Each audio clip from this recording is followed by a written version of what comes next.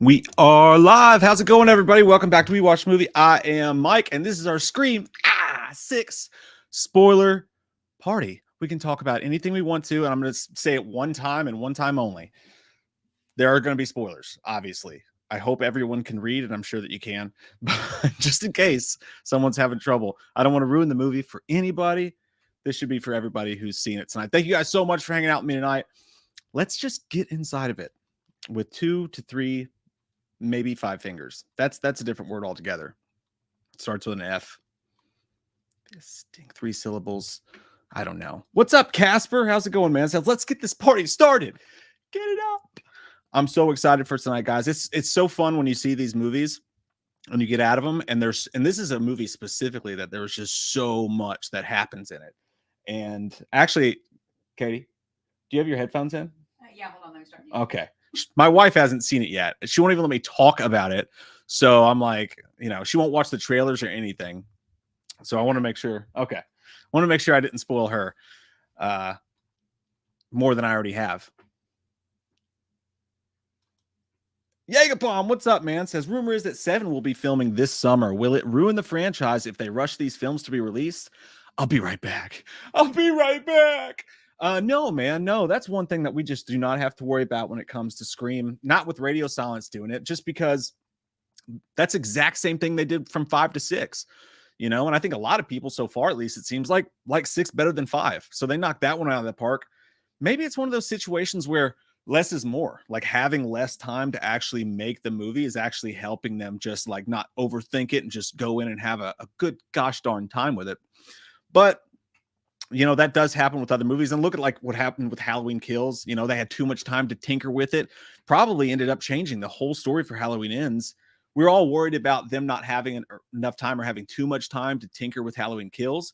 It may have changed Ends, the decisions that they made, that waiting time that they had, more than it changed Kills in the end of the day. So I'm not worried about that in the least, at least not right now. And I think they did that from Scream 1 to Scream 2, right? So there's always that. Guys, I'm so friggin' pumped and jacked to the tits to have you all in here right now. This is awesome. Like I was saying before, this is one of those movies you get out and you just want to talk to people about it. And when I filmed the spoiler review for it, it was like, man, there's so much. I've got to get this and that. My camera took a crap. I didn't really feel like I got it out. So doing this with you guys I've been looking forward to it all day. It's going to be fun. Get it up, baby. Arrowhead Production says, did you guys see the guy dressed as Mojo Jojo in the train station? Another great Roger Jackson role. No, I did not. I honestly don't know who the hell Mojo Jojo is, but I love that name. Reminds me of the Police Academy joke. The Juju built a car, but Jojo made it go or whatever. I don't remember what it is, but I know that. But speaking of Robert Jackson, man, the unheralded hero of this franchise. When Wes was gone, when we lost Wes, you may have thought we're never going to get another Scream movie again, and that's a fair thought.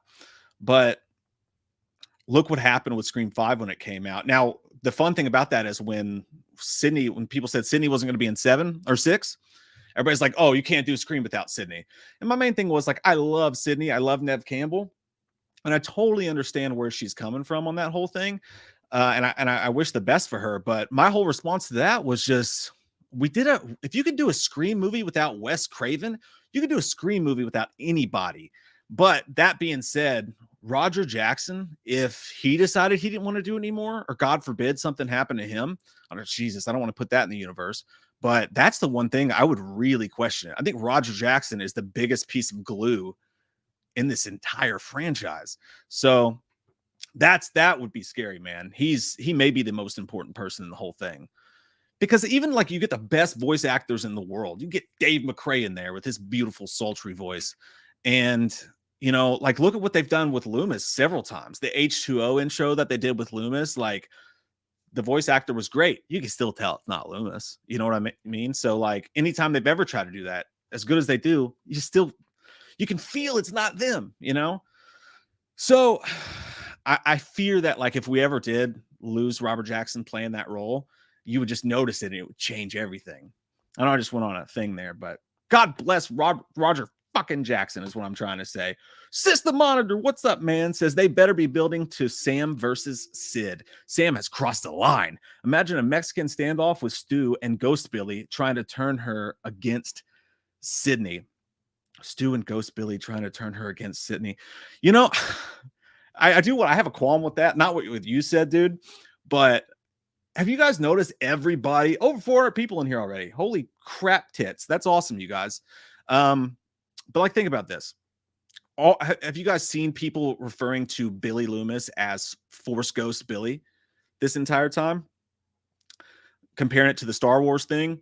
And Rian Johnson, I've been saying Rian Johnson, by the way. Like, it's not a Force Ghost. That's a totally different thing. They're like, no more Force Ghost Billy. That's a totally different thing, man. Like, I don't even own a gun, much less that would necessitate a gun rack. He's in her head. He's her dad. She has and it could be one of those things like, when you have anxiety, you think the worst is going to happen. At least I do with my anxiety. So in her mind, I wonder if finding out that her dad was Billy Loomis is like creating these visions for her. Like she's not even really sick, not really a true psychopath. It's not like, it's genetic for her, but like just the fear of that. And especially now that everyone's saying it was her and she framed Richie and all this stuff, you got to wonder if that's what's in her head and why she's having those visions. But we don't even know if I guess they are hallucinations because she is taking medicine for them. My point is that it's not a Force ghost, And I know that's not what you're saying here, but Sam versus Sid, I'm so confused with the Sam thing, right? Because it feels like if they were ever going to go that route and make Sam the killer, it feels like they wouldn't have hinted at it so clearly. Like, not just with the visions of her seeing her dad or the way she just genuine ponies the fuck out of the people that she kills in a weirdly attractive way. But the way that she took out Detective Bailey, the way she took out Detective Bailey and just went nuts on his arm. Did you guys see that, by the way? Just that poor man's arm was just fuck city. It was like a pork loin, just cutting it up into little bits for all the children. She just went ape shit on that guy's arm and fucking filleted it. But it was awesome. Like, she looks good with that knife. She's even got the little bicep going. I love Melissa Barrera. But I just don't know if they're ever going to do that. Are they actually going to, since they've hinted at it so much, would it be too on the nose for them to be like, let's make Sam the killer? Do they have a plan even? Even with the Stu stuff we've all talked about, it's like, do they know what they're going to do? Or are they doing the Game of Thrones thing where he's just like writing it as he goes? I know the directors for the first one didn't know what they were thinking for the second one. And they said this time they had a little bit more involvement, but that's going to be really interesting to me. I have no idea what we're going to do with Sam. I really don't know. Is she going to end up being a killer? Doing the Dexter thing? Could they do the Dexter thing with her where she takes out her rage on bad guys? They've already touched on it a little bit, but if she starts like hunting them as Ghostface, that could be a thing. And then maybe Sydney tries to stop her because she's like, this is still wrong because we have a judicial. That's getting a little too Batman, isn't it? I don't know, dude. I have no idea how they're going to do that. Maybe they're just using it to make her badass. Think of it this way. Like, what if, they're just using that whole thing about her being Billy Loomis's daughter to really create a strong ass final girl, one that could be even greater than Sydney because of this thing she has with her dad being Billy Loomis and her affinity for just stabbing the shit out of, oh my God, I'm doing it again, for just stabbing the shit out of people. Maybe they're just trying to make a really strong and badass final girl. I don't know, but it's interesting. It's one of the awesome things. Hey, over 450 people in here. You guys fucking rule. Thank you so much. Pop Culture with Pat. What's up, dude? Says, with Mindy, Chad, Gail surviving the way they did in 6, I really don't think it's that crazy that Stu could be alive. That's the thing, dude. That's the thing, I mean, when you watch this, and we've heard for so long, right? Stu, nobody could survive being stabbed and having a TV dropped on their head. And I don't know if I'm just old, but I remember skipping school as a kid and sitting around the house and like watching Sally Jesse Raphael and shit like that. And they would have these weird shows where they're like, I survived. And it was stories of like these. The one particularly I remember was a woman who like had a home invader and stabbed her like 72 times and like did all this awful shit to her, cut her throat, and people shot in the head. People shot in the head and survive, So to me, if it can happen in real life, it can happen in a movie. And that's why I don't get too bothered. Scream 6 does push it to the limit, though. Push it to the limit. They do. Like the way that Chad gets just eaten alive by knives, like they were like he was the kid from My Girl, and there were fucking bees just stabbing the shit out of him. I wish that kid could have survived. You know, fun story when I was a kid, that movie made me cry my eyes out. My Girl did when Macaulay Culkin dies because of the bees at the end of the movie. The goddamn bees, not my eyes. I cried so hard that when I would catch my sister doing something or she would do something fucking mean to me like she used to do, she would tell me to try to get me to stop crying before my parents got home. She'd be like, hey, did you hear? My Girl 2 is coming out and he lived. And I'm like, really? Don't give me hope. That shit fucked me up. But anyways, I'm getting sidetracked. You know, if Mindy can take the deep gutting that she got, because it's not just that she got stabbed in the stomach, which at this point in the franchise, is it not a flesh wound? It's like getting cut on the arm at this point in Scream to be stabbed in the stomach. And you can't really just blame radio silence for that, even though they've been egregious about people getting stabbed in the stomach and meaning nothing or shot in the stomach. Between Gail and Sydney and 5 and all the stomach stabbings that happened in this last movie. I said in the spoiler review, they should make a joke out of that in the next movie. Like someone should get stabbed in the stomach just once and die from it. And everybody should be like, they actually died from being stabbed in the stomach? Like people don't die from that when they get stabbed in the fucking stomach. But yeah, Mindy didn't just get stabbed in the stomach. He pushed it in deep and may have got in there twice. I can't remember for sure. Chad, they did a camera trick with it. And I did read a review today that's not a review, but an interview where they asked him about Chad's death and the deaths. And they were like, did you have anybody in the script that was supposed to die that you just couldn't kill off? And Radio Silence was like, no, that was all in the script for these guys to survive. And what they said about that, and this might quell some concerns about them going too far with this. They were like, after the last movie, I guess, and I'm paraphrasing, but after the last movie with what happened to Dewey and everything, they actually wanted this to have some sort of a happy ending, like a surprise happy ending, which is why so many people survived. And their point was, think about it, in the original Scream, all of the good guys, like the main core people, survived. And I'm like, well, that's not exactly true because, you know, we lost Tatum and we lost some others. The main characters survived because they became the main characters, you know, with the Randy and stuff like that. But they wanted a movie like that where the core 4, the main heroes, survived. But yeah, you're absolutely right, dude. I mean, and some people have said, well, the way that they killed, what's his name? Ethan at the end of the movie with the TV was their way of saying, see, a TV will kill someone. That dude had a knife shoved in his throat and twisted, grabbed his dick and twisted before then. He was dead anyway. That was the last gasp. And B, in a franchise where sometimes people die from a knife stabbing and other times they don't, having someone survive a TV and having someone get killed by a TV, potato. You know, it doesn't mean anything. One person can take a TV to the face, another person can't. So, and Stu wasn't stabbed in the throat, if I remember correctly. But you're absolutely right, dude. You're absolutely right. What's up, dudes? What's up, Greg and Mizzy and Courtney and Sebastian, Enki, Corbin, Slim Broco? What's up, Jordan? Bearded Entertainment says, did you notice the stew clue in Principal Hembry's box in the shrine? No, I missed that. Why do I sound like Ace Ventura? There's something in the wing. Something. I did not. I'm going to go back and look for that, though. I'm going to put that in my little mental note section because not only are you bearded and with entertainment, but you clearly have better eyes than I do. And I watched it twice. What's up, Brandon? How's it going, dude? He says, sup, Mike? Been a while since I caught a live stream due to my sleeping schedule, but I love this movie. The opening scene is my favorite since the original. Dudes, I got to tell you guys, I sat down today and I was trying to figure out what video I was going to put out today. Ultimately landed on the Where We Stand with Stu video, but I got so much more to come.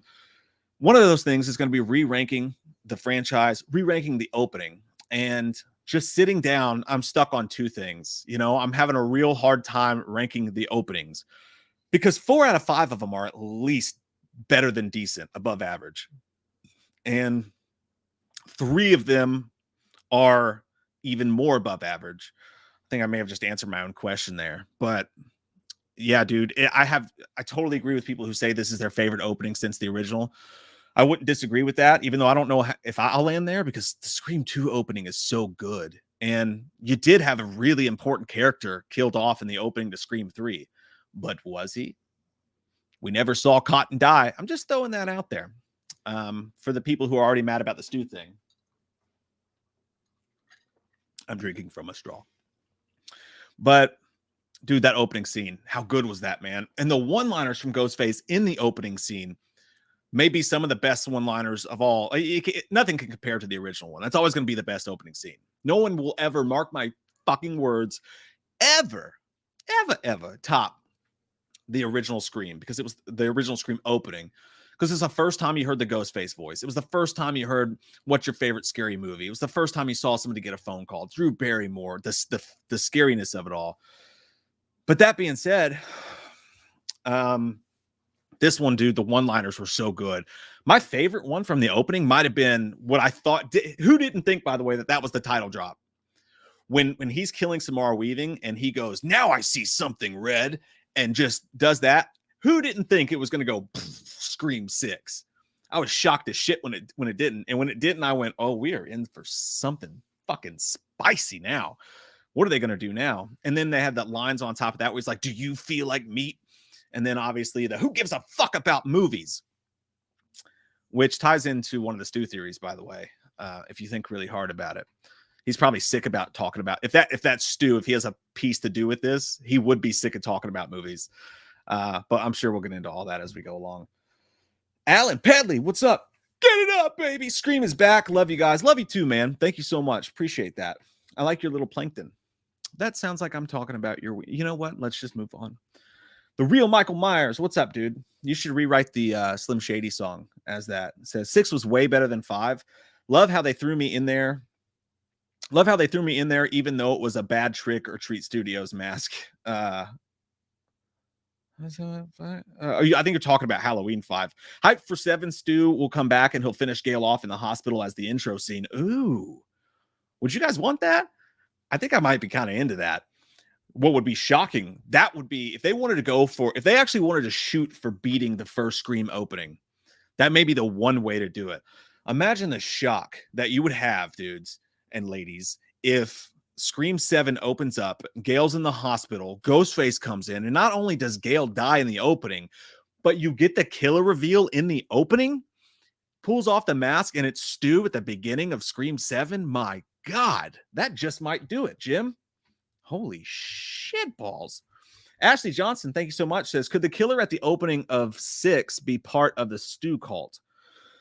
Absolutely. And that's one thing that ties into, we always talk about the Ghostface call, and so many times we thought in this movie we were gonna get it. Man, I can't tell you, I went from 6 to midnight 12 times, including when we saw 2 Ghostface working together and doing this at the same time in unison. That was hot. That was amazing. And I was sitting in my chair going, "Oh, fucking Stu called. It's happening. It's real. It's here." Also had that feeling in the beginning of the movie.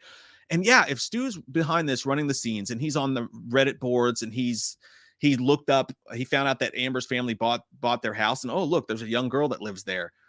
Find out everything he can about her while he's being hidden away by his parents in some attic somewhere. And he's pulling all these people in. You know, he could have easily talked Amber into it, could have easily pulled Richie in, knowing what a big Stab fan he was. He even mentioned he was on the Reddit boards. And as far as Tony Rivoli's character, Tony Rivoli, whatever, and the other dude, just as easy, same exact thing. And someone in the comments brought this up, and it's kind of interesting. Either Stu recruited them, and then Detective Bailey fucked that up because he was a detective and he was doing his own thing, and they were meant to carry on and go, fulfill Stu's legacy. Or what makes even more sense to me is that if Stu was playing the puppet strings, on Richie, and then Richie gets killed, maybe it was in Stu's head all along. I know that he's going to get killed when he goes into this house, into my house with Sydney and Gale. I know this is going to happen. They're going to get fucked over. That's why I set him up for that. He knew he was going to go to his dad and use his dad's rage about him to continue his work for a minute, get him closer to Sydney, and found his dad and found his sister and was like, "Hey, do you want to avenge, your son?" And, painted a different picture for him and all this stuff like that. That's so believable to me. So I think, yeah, those killers at the beginning, it could be revealed, were a part of what Stu's doing. And maybe Stu wants to fuck with Sydney and toy with her for a while. Personally, I think that Stu was behind the Dewey death, and Those are the two biggest plot holes of these two movies. Dewey being killed by allegedly Amber. The size doesn't make sense. The strength doesn't make sense. What other scene does that remind you of? Based on where everybody was placed in the park in Scream 6, that had to be, was it Quinn? Fuck, I can't think of her name. Is it Quinn? That had to be her, the daughter, at Gail's apartment. And based on, think about what you saw in the trailer, even with him like whooshing off the couch, grabbing Gail's boyfriend and ninjaing him out, throwing him across the room. There was no way that was her. And Radio Silence is smart enough. They've got to realize people are going to be upset about that sort of thing by now. I think they know what they're doing. I think, and why would those two scenes, think about it, be Stu? Dewey and Gail, the originals. Of course, he would want to do that himself. And that's just, I think that's what it comes down to, man. I really think that's what's up. Dogma, what's up to you, my friend? I like your picture. Says, okay, so the two film students, Detective Bailey, Annika, Detective Bailey, Sam's therapist, Detective Bailey, Quinn's boyfriend, Quinn or Ethan, which I think that's Ethan because you see cute guy in the apartment across watching. She's sleeping and Ghostface is standing above her. I think Ethan was only there in that room because he just got done killing Paul 2.0 in the bathroom. So over 650 people in here, guys. Fucking thank you. That's fucking amazing. Thanks for spending a part of your night with me. This is great. The two bodega guys, Detective Bailey and Gail's boyfriend, Quinn. Right. That's exactly how I see it happening. If you look at who the killers were, I totally agree with you that that's who they were in those scenes. And like the only thing on that list that doesn't check out, as we were just talking about, is Quinn being the one in Gail's apartment. And also add this to it. And so this isn't mine. So I read this. Somebody else at least hinted this idea to me, and it started me thinking, how personal was that phone call to Gail? Way more personal than any of the other stuff. He was talking about how about Dewey dying and how it was her fault. He even brought up how Sydney's always been the leading lady, was really just taking deep, dark digs at her. Something that, of course, Stu would do that would just make so much sense to me. And it would cover up so many plot holes with 5 and 6. What's up, Vanessa? I see you in there. What's up, Mizzy? And Jane? Slash Boy Mansion. Hey, it's good to see you, my friend. Says, I love Scream 6 and can't wait to talk about it. Also, can't wait to see you guys again at FrankenCon. Hope you guys are doing well. Yes, my friends, we are planning on, if you don't know, in June, we're going to be in Knoxville, Tennessee at FrankenCon, and we're doing a panel with Felissa Rose for the anniversary of Sleepaway Camp for, I believe, a commentary on that. So that's going to be Blasty Blast. And you're a fucking Blasty Blast, Slash Boy. Colton, what's up, dude? It's good to see you, man. He says, I love when the first Ghostface went back to his apartment and was watching Jason Takes Manhattan. Such a cool nod to the audience. Absolutely, it was, dude. And if you look around that room in the opening, the Ice Nine Kills, there were so many Easter eggs, like the Ice Nine Kills on the fridge, which, by the way, how the fuck is Ice Nine Kills not on this soundtrack? Spencer was in the Demi Lovato music video, right? Last Podcast on the Left poster on the wall, a Vertigo poster on the wall.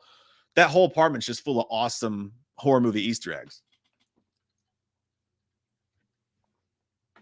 I'm drinking my Mountain Dew and vodka. But yeah, that was an awesome one, dude. And that's what these guys know what they're doing, man. They know exactly what franchise they are in. Radio Silence does, and the writers. When I say Radio Silence, I'm including Guy Busick and the writers fully in that, the whole Project X team.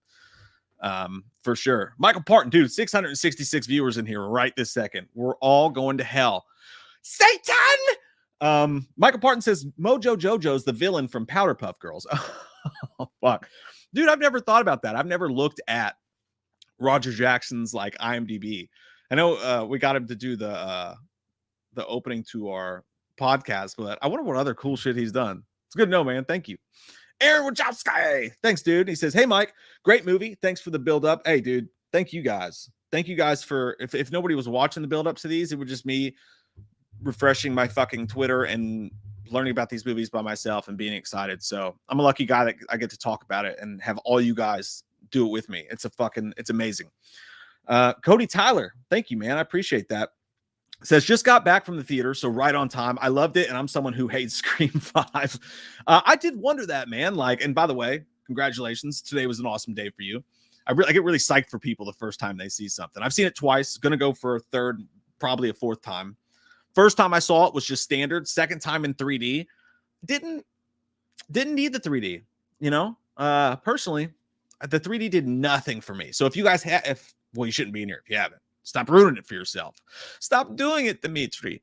But yeah, I don't see the point in the 3D at all. But anyways, I wondered about that when this came out. Like, how are Scream 5 people who disliked it going to feel about it? And after I watched it, I think that they're going to like this one a lot more because it had bulls. Not so much in who they were going to kill off, because they really did step off the pedal on that one. But it's just like Game of Thrones, right? I mean, they kill off Sean Bean in the first season so that the rest of the fucking seasons, you're never feeling safe. The whole idea of Mindy having that conversation about legacy characters aren't safe. I've seen people complain about this. They told us legacy characters aren't safe, and they were too scared to kill anybody. And my argument to that is, I mean, of course, they want to make you feel like any of these people could die. And that's another thing about Sydney not being in the film. We all know Sydney's not going to die. So when she's on screen and getting attacked, it's nothing against her at all. But are you ever scared she's actually going to die midway through a Scream movie? No. So it's just like you're just watching it for entertainment value. Now that they've killed Dewey, which I fucking hate, wrong kid died.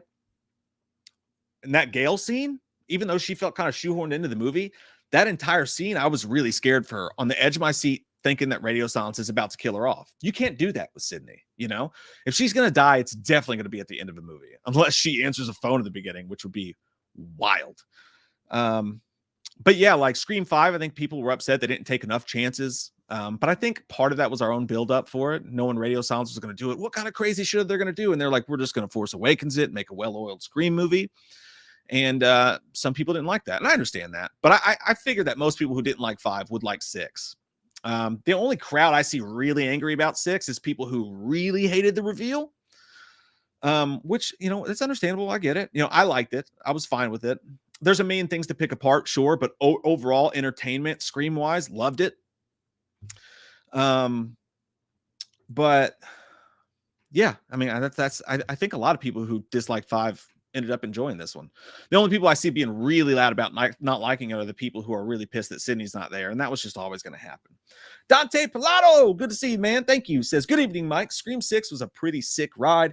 Absolutely love the atmosphere and how they utilize the environments. If we don't get Stu in 7, which direction would you like the series to go? What a question. It's ecto cooler. It's not. It's adult ecto cooler, if you will. But dude, there's so many places they're gonna go. So first off, if we're gonna go bringing somebody back from the dead, who's to say it has to be Stu? Wouldn't that be the ultimate switcheroo? And yes, I'm getting naked. By the end of the stream, I'll be butt ass naked. But like Cotton, didn't see him die on screen, right? There's so many characters that you didn't see shot in the head, if you want to go that route, for sure. And there's a lot of people who want Jill to come back. But what if they brought somebody back from the dead and it wasn't Stu? How weird is that going to feel? Like, oh, we have all these problems of trying to connect this and the story problems, and we went through all that and we didn't go the Stu route. That could upset some folks. What would I like to see happen? If you're not going to do Stu, I'm cool with just the natural progression of the core 4. But eventually people are going to have to die in that too. So it's a very short time frame you have with that. I read today that one of the producers said that they would love to make a Scream TV series if they can get it off the ground and get it going. So that's an interesting thing if it didn't have to do with the main plot. How much money this movie made, anything is possible. I think they're no longer, if they were just thinking about a trilogy, they're no longer just thinking about a trilogy. Whether this story ends with Scream 7 or not, with the money this fucker made, we're going deep. Scream's doing it, man. And it's beautiful to see. Halloween will come back at some point, but maybe they kind of fucked up by selling it out to Peacock the way they did to help out Universal. It's when you look at what Scream's making, they ain't stopping until the box office stops. So I would love to see the progression of the core 4. But again, that's hard because you're going to have to kill them off. I have no idea, man. I have no idea. But eventually you are going to have to stop pulling from the past. And we do have a good enough crew right now doing this movie to do it. So, and dudes, like Josh Segura, I think he's going to be a mainstay going forward. He was barely in the movie, and he's really strange and different and weird. Reminds me just like Jake Gyllenhaal in Southpaw. Over 700 people in here now. Get it up, baby. I love it. Thank you guys so much for being here. But like, that's the thing about Scream, right? You're going to have to kill some folks off. And when you can get away with not doing it, like they did here, maybe you do. But as you go, you just start peppering in new characters as you go. And who knows how long this thing can fucking go? Who knows? Eventually, you're going to have some big thing, some strand that continues it, like an ongoing theme. It can't just be a new killer every single time because you're going to run out of places to pull it from. So if you're not going to be the Stu mastermind, you're eventually going to have a Ghostface get away. That last, like, one Ghostface is a trilogy of movies, and who's helping him becomes the reveal. But I would like to see these writers test themselves. Let's see how long we can make this shit interesting. Why the fuck not? And when the time's run out, it's time will have run out. But Scream is 6 for fucking 6 for the most part. At least in its hardcore fans, they're pretty much 6 for 6, depending on how you feel about Scream 3. Hey, little Miss Coffin Cutie, it's good to see you. Says, am I the only one who felt the dinner table scene might have been cathartic meta for Melissa, talking about being hated when the fans hated her? Oh, shit. I did not think about that at all. You're 110,000% correct, and leave it to you to bring up something cool like that. Man, I bet. There's no way that Melissa Barrera is not, she's a human being. There's no way she's not looking on Reddit and like, maybe not Reddit or whatever, but like whatever, what have you, and seeing the things people were saying about her. And let's talk about Melissa Barrera for a second. I posted a tweet about this the other day, and I really stand by it. She was so good in 6. And I've seen a lot of her hardcore detractors even admit, no, she was really good in this movie, but you're wrong. She still sucked in 5. And I'm like, so you're saying she learned how to act in the less than a year they made this movie? They went right into production on this thing. It's not like she took acting class for the first time after Scream 5. The thing is you got to give Melissa Barrera some credit, man. She goes into Scream 4 or 5, right?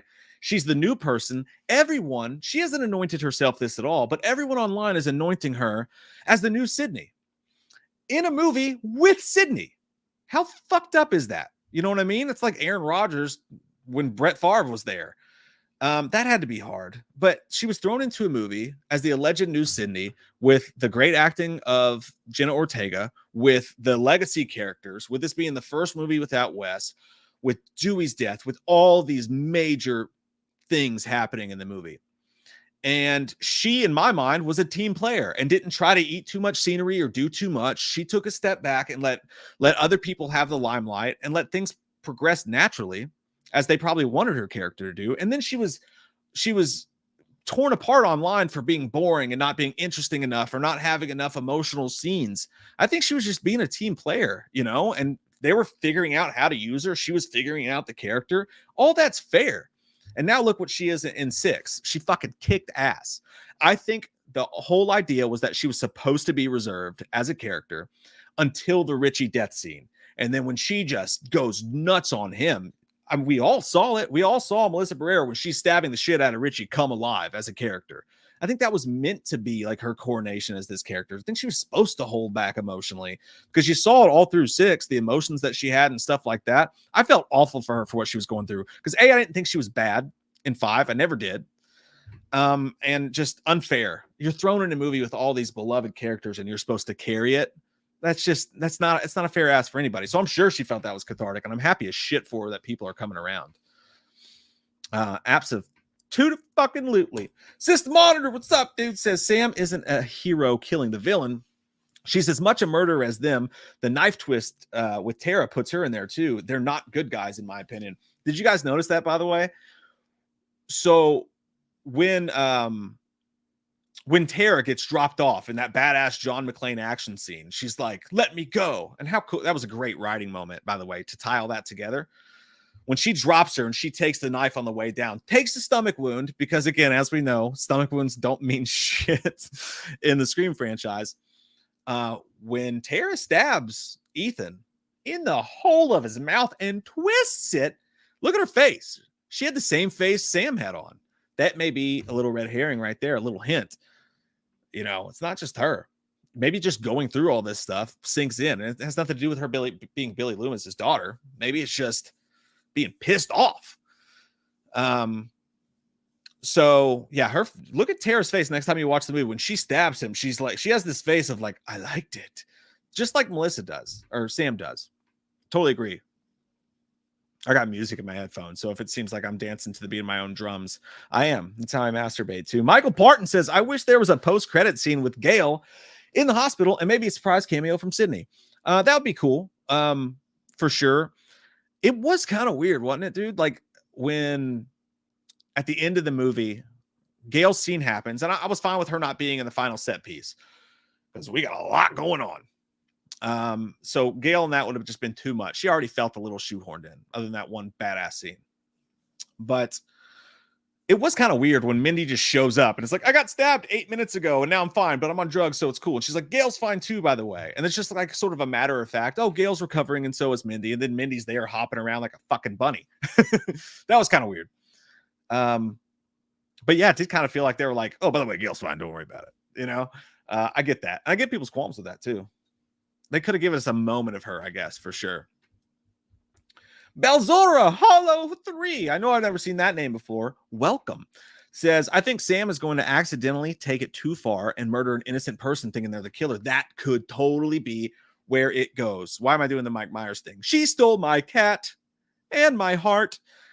That could be totally where it goes. And imagine, look how many Ghostface there were on Halloween just running around. What if she killed one of them in a train or something? Next Halloween comes around or something like that. What if it's like a teenager or some shit like that? There's a lot they could do. You're absolutely right. That could totally happen. Gary, what's up, dude? Says, there are things I like about the movie, but I think there are things I like and don't like about the movie. But I think the best line is, who gives a fuck about movies? I love it too, man. And I think maybe the first half and 2 acts of this movie set up something so crazy that the last act, because that's the biggest complaint I've heard from people, is they didn't like the reveal and they didn't like the last act. But even they say the first half of the movie is great. But that set up the whole I'm something different, did it not? And I've seen some people complain about that too. They're like, they kept promising us Ghostface is something different and they didn't deliver on it. And I disagree with that. I mean, from that opening line, who gives a fuck about movies? That's one thing. This is not a Ghostface that's a movie obsessed fan who's just kind of a movie nerd or whatever. This was a detective who's, vengeful off of what happened to his son, even though it's like, dude, what leg do you have to stand on? Your son was fucking murdering people. Yeah, he should have died. It's not our problem.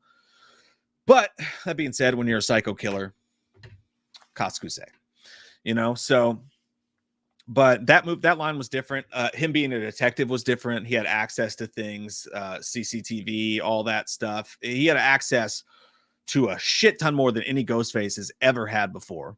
So that makes him different. The fact that it's a whole family of killers, like the Strangers, sort of, that makes it different. There's a lot different about this Ghostface. And they've said that in every single movie, every single time, like this time's different. They may have sold a little bit more this time around, but I think he was different enough. I'm not sure exactly what some people wanted. Like they wanted it to be Pumpkinhead or something. I get it a little bit to a point. I was hoping for like an armed forces person who's like a special ops, black ops guy who was hired by someone and you don't find out who he was hired by at the end of the movie. I was hoping for something like that. So I get the disappointment in a way. What's up, Will McSwain? Will McSwain, looking handsome as fuck as always. Thanks, man. Let's see what's up here. Fontaine Card says, what are your thoughts on Tara's dad and mom? Absolutely, man. They're two, and I'm going to do a video at some point where I'm going to go through and be like, who are the surviving characters? Like, who's left out there in the world, from Stu's mom to all that stuff? What are the characters that have never popped up? But also, you really can't mine that well too much more, right? Like, you can't have too many more family members coming out of the woodwork, because it's gonna get repetitive a little bit. And it's not really the movie's fault. I felt this way in Scream 3. I remember being really disappointed with the reveal. Now I like it. I think Roman's one of the better stories. But at some point, after Billy Loomis's mom comes out, and then, now Richie's dad, we're going to have to twist it. We're going to have to grab his dick and twist it to where we're not pulling out family members anymore at this point. We're going to pull out a new surprise for sure. And watch what'll happen this time is next time the movie won't be so action packed and Ghostface won't be as badass, but the reveal will be amazing. And the complaint will be, well, the movie was too slow. The reveal was awesome, but the rest of it sucked. I guarantee we're looking forward to that happening in the future for sure. And that's fair. I'm not saying nobody has the right to feel that way at all. It's just my point is that these stories have got to be so hard to make. I've come up with a few theories that I think are awesome. And if I try to actually put them into a script, I'm sure it would be a shit show. But absolutely, man, there's something going on with that. And here's the thing about Tara's mom and Sam's mom. A Marine Prescott level hoe. I'm kidding. But there's something to it. There's something to it. And here's why. Because she was in the Scream 5 script. She had multiple scenes in the original Scream 5 script, and I did a review of that on the channel, but there was multiple scenes with her in it being a drunk, and you hear at the end of Scream 5, Sam's like, your mom's a drunk, and everybody knows it. There's a tie-in that's going to happen down the road there for sure. Hey, what about Sydney's fucking dad? What about Neil, always on the road, Prescott, staying at the Hilton by the airport, always around, never any goddamn help, you know? What about him? I'm still suspect of fucking Neil. And there was a Scream 3 script which had Neil as the killer because he was pissed at Gale for directing Stab 2 and Stab 3 and profiting off of them like she did with her books. That thread's still here too because look at Gale promising to write it. She didn't even write the Dewey book. I'm pissed at Gale. I'm kind of on some fuck Gale shit right now, my friends. I hate to say that, but I am. All this whole stuff. No, I'm going to write a story about a beautiful sheriff who I fucked over multiple times. I know he fucked her over too, but still, she's at this apartment with this beautiful high-rise apartment with this new guy. Don't know who he is. I don't even think she knows his name because she sure didn't give a fuck when he died, did she? And where was I? But she didn't even write the Dewey book, you guys. She went ahead and wrote the book she promised not to write and didn't even write the book for Dewey. What the hell? What is that bullshit? Justice for Dewey. Anyways, Fibakaka. Fibonacci 309. Thanks, my friend. Says, did you notice how the movie was similar to the one in Scream 2? And this being the second requel with the parent getting revenge for their killer kid. Yeah. I'm kind of stupid. I don't know if you guys have noticed, but like my brain hasn't fully connected the dots to Scream 2, but I felt it. You feel it just alone from the college, from the parent tie-ins. Like you said, there were so many tie-ins to Scream 2 in this movie.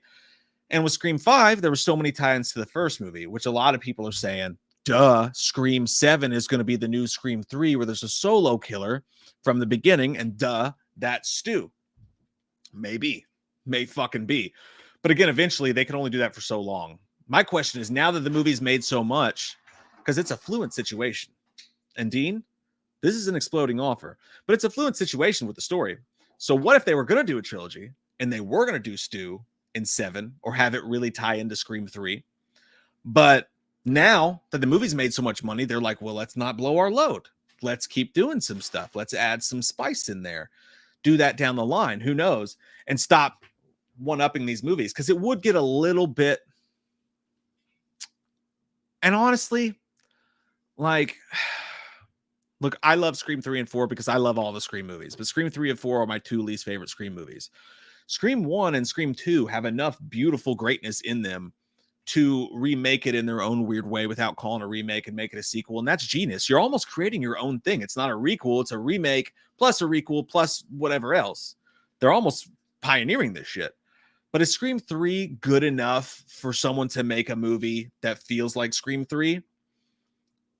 I've loved it now that I've grown to love it over the years, but it still has way too many problems. I really wouldn't want to watch another Scream 3, you know? And I think we're all hoping that. If Scream 5 is the original Scream and Scream 2 is Scream 6, that means no one's going to argue that we're going to take a quality dive with Scream 7 if that's the case.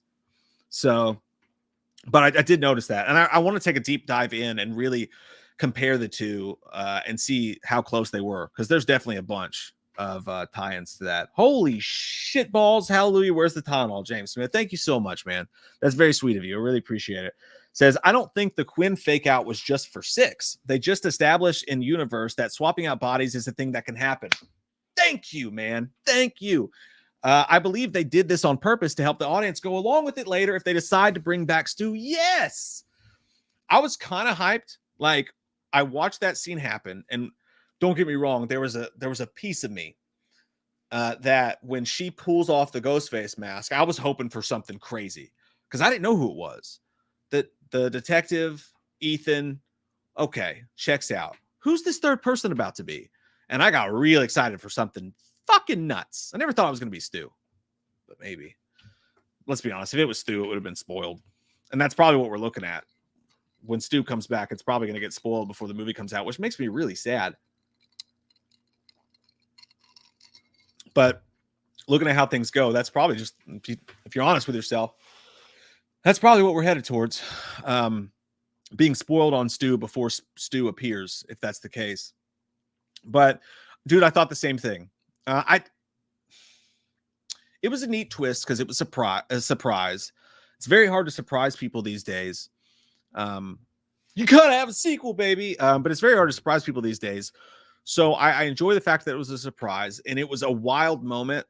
Quinn being still alive and her death faked, on top of an already pandemonium-like scene, which I really appreciate. I was like, fucking, there are no rules. Take your shirts off, everyone, and your pants. But when you think about it, you're like, damn, that's a little bit of a stretch, you know, that like you ran in there and put a bunch of prosthetics on her, made it seem like she was dead, threw her out into their arms, and then did the body switcheroo. And he did have a good point. A grieving detective can get away with a lot. I am certain that was a really smartly written line because he's in there, he's on scene, he's crying. Detective Bailey's crying. I just lost another kid. And he was believable because he's a good goddamn actor, that Dermot Mulroney Duchovny is. But I'm sure that gave him some grace. No one's going to question the dude who just lost his daughter and found her dead body on his crime scene. So that gives you enough of a leeway, I think, to get away with it. But I thought the same thing, man. Like, all right. And not just that. And especially for the people like, oh, see, TV killed that guy. They're trying to say that Stu's definitely dead. And they even said in an interview, and I'm like, of course they did. They don't want you to know Stu's coming back. If they're going to bring Stu back, they're going to say everything under the fucking sun to get you subverted. Just like they had Mindy talking about how all of the legacy characters are in trouble. And everybody got mad because none of the legacy characters were in trouble. It's the fucking bait and switch. They're doing it on purpose. That whole dialogue was not promising you legacy characters was going to die. It was telling you they might die. Same thing that happened with Randy's soliloquy in Scream 3. A bunch of shit he said didn't come true either. So, got to think about that. But I do think that, man. I think that totally, like, the only way Stu comes back is if he's faked his death. He's not been in prison. They would have mentioned him by now. They faked his death if he's back. And that just set it up. I mean, if you can not only believe that they can fake Quinn's death, but also believe that these people can be stabbed 1,000 times, double jerk, 1,000 times, and survive, it just fucking seems like they're setting us up for it, doesn't it? And maybe they're subverting that way. I don't know. But thank you, James. Really appreciate that, man. Great point. George Viveros, thanks, man, says, what's up, Mike? What's up to you? Says, I don't know about you guys, but I didn't care for Mindy in this one. Feels like her role as the Randy filler and the whole rules scenes is overplayed. I did not want to admit it. Felt the exact same way, man. Felt the exact same way. I really liked the Mindy character. There was something that felt kind of pouty about her in this one. She was the character, and it's not the actress, but the character seemed a lot funner to me in the first one, for sure. The character almost just felt like she just didn't have that same whatever. And I thought the scene in the park or whatever, or where she was going through that exact same thing you're talking about, where she was like, it could be you, it could be you. For the first time, the whole Randy rules thing, it didn't really land. It felt a little bit forced. It didn't have that pizzazz. In 5, it did. You had Dewey there and that whole line about like, maybe you're the killer, because that cut deep. But I felt the exact same way as you did. And you know what I also thought was forced too, that I bet a lot of people loved, and I felt like kind of an asshole for not liking? But when Mindy sits with Kirby in the shrine, when she sits with Kirby in the shrine and they're doing that whole like Candyman, original or the new one, both. Ha, gotcha. I appreciate what the writers are trying to do, but it did feel a little bit forced and it felt a little bit corny and it felt a little bit like, and I know you guys know this, but it's like, not all movie fans do that to each other. Like if I walk up to someone and they're like, dude, I'm a huge Scream fan. I'm not like, all right, well, Stu or Billy. There's no wrong answer. You know what I'm saying? Like that felt a little bit magoo for sure. I'm with you, dude. Chow says, hearing Dewey's theme hurt my heart. Dude, I cried. It wasn't just Dewey's theme. Because even that, I was a little bit like, this is a little... it's a little shoehorned in.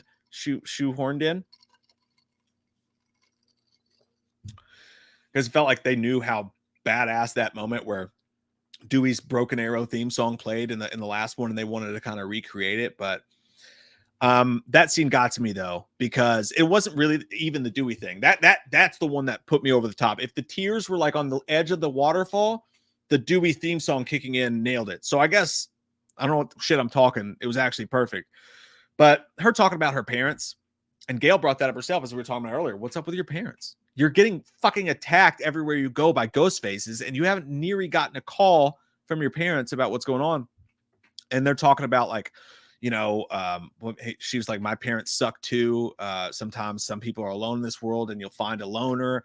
That whole dialogue, man, just maybe it's just like a personal thing. I don't know, but like that got me really good. And then the down. I'm like, fuck you, Scream. I cried the second time I watched it too. So I know it was legit. Right there with you, man. Little disappointed in the soundtrack though. Like there's some bangers on there. I like Denzel Curry's walking song. And the Demi Lovato song actually kind of fucking burns ass. That's not something the kids say. It's lit. I don't know. There's a couple really good songs on there. That Menthol song is really good. That's playing at the party. But I feel like they need like 2 more good songs on the Scream soundtrack. Like 2 more. It's still probably better than the Scream 4 soundtrack, which I think was the worst one. But I definitely want more of a build up for the soundtrack from here on out, guys. Come on. Neo Fighter. His name's Neo Fighter, and he has the sunglasses on. I love it, dude. I want to hang out with you. Let's have beers and follow the White Rabbit. It says, would you like to see a motorcycle chase scene in a Scream movie? No. I'm going to say no. I see where you're coming from there, for sure. But I'm going to say no. Will you imagine Ghostface on a motorcycle? Just fucking... That mask would blow off so goddamn quick. But you imagine his thing. That I think that would be jumping the shark. It'd be a little too Batman-y, a little too Mission Impossible. Shout out Henry Cezerny, by the way. Kittredge, you've never seen me upset. I'm gonna say no to that. But I get where your head's at, and I like it. Some Jason Bourne shit. Michael Parton says, I thought this one wasn't as gory as the last one. What? Did you watch the kids theater one, Mike? The last one, the only thing that I could think that was more gory in the last one was Wes, the dick dangler through the neck. When it's comes out the other side all slow and shit like that. Which, by the way, the Evil Dead trailer alone has a moment like that where glass is poking through skin and you're like, but think about it. Okay, so the goriest moments in the movie, like the opening where he's stabbing Tony Rivoli's character and the guts are starting to show, right? That's a start for how, but it's not just the gore, by the way. Ghostface was meaner with his stabs. He was angry jerking it. He was meaner with his stabs. He was meaner. He felt more fluent. He felt more angry, especially in the Gale scene, which is why I don't believe that was Quinn. I do believe that was Stu personally, just like I believe that Stu killed Dewey in the hospital, but I digress. But think about the ladder fall. Not only is she fucking Hadouken, she's yeeted off a fucking ladder, but she hits her face on the thing and then they show it to you. It's not a thing Scream would usually do. They've given us a couple intestines moments like Drew Barrymore and I can't remember off the top of my head, the really hot chick from Scream 4. But we've had a lot of intestines moments. It's like a Scream staple kind of. Scream 3 had no gore in it, but Not just that, but think about a knife in the neck and then twisted, a knife in the eyeball. This movie was all about putting knives in face orifices. By the way, shout out Scream 4 with the I smell blueberry muffins, the head stab. But I think this one was definitely more gory, in my opinion. The only thing I could think that was more gory in 5 was the dick dangler in the neck for 13 Reasons Why. He found his 14th reason. George Vivero says, P.S. This movie could be justified as a one-off with Richie's family. Number 7 and forward can be part of Stu's actual plan. Get it up, baby. And yeah, they could do that. They could 100% do that. But I do think, George, that there's so many entrances. This movie has so many like holes for Stu to enter that it's not what I meant to say. Or is it? But there's so many different places, like as with the Rivoli characters, maybe they were a part of Stu's cult.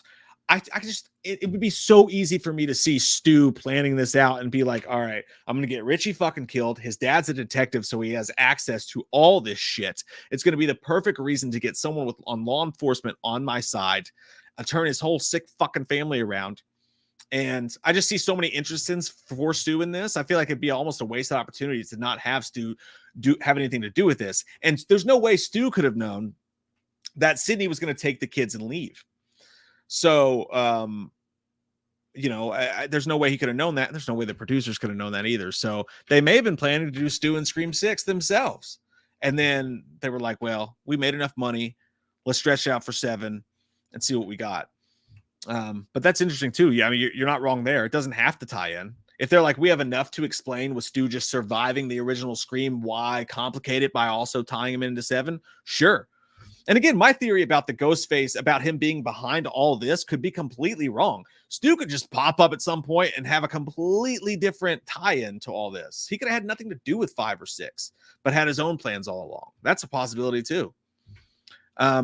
Wyatt Atley, thanks, buddy, says, love this movie with everything I have, but every time I heard Core 4, I kept thinking of Evil Dies Tonight. Hope everyone's good.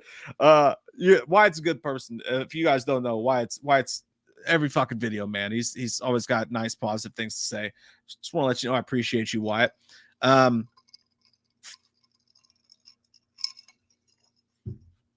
That being said, the good thing about Core 4 is they knew it was corny.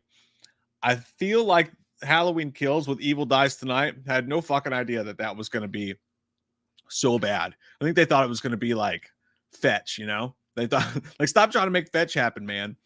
And my favorite Evil Dies Tonight is the crazy lady who has one scene in the movie.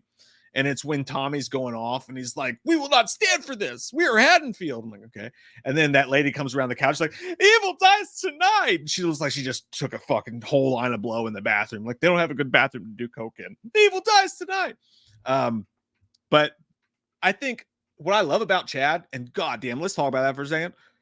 Chad just stole my fucking heart in this movie. Like, he was fine in the first movie, but I wasn't crazy about him. From the second he was in this movie, dude, where he was just running around shirtless, fucking like in Ethan's face, like, I'm gonna get you laid, man.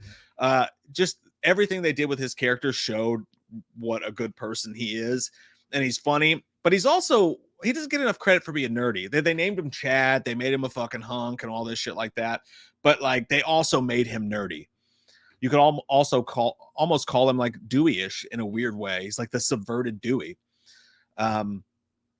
But I really I fell in love with that character this time around. So, and I think the way he said it so nerdy and it was so corny, me being a father and an old man, I often make terrible Core 4 type jokes. So I appreciate it, but I get what you're saying for sure.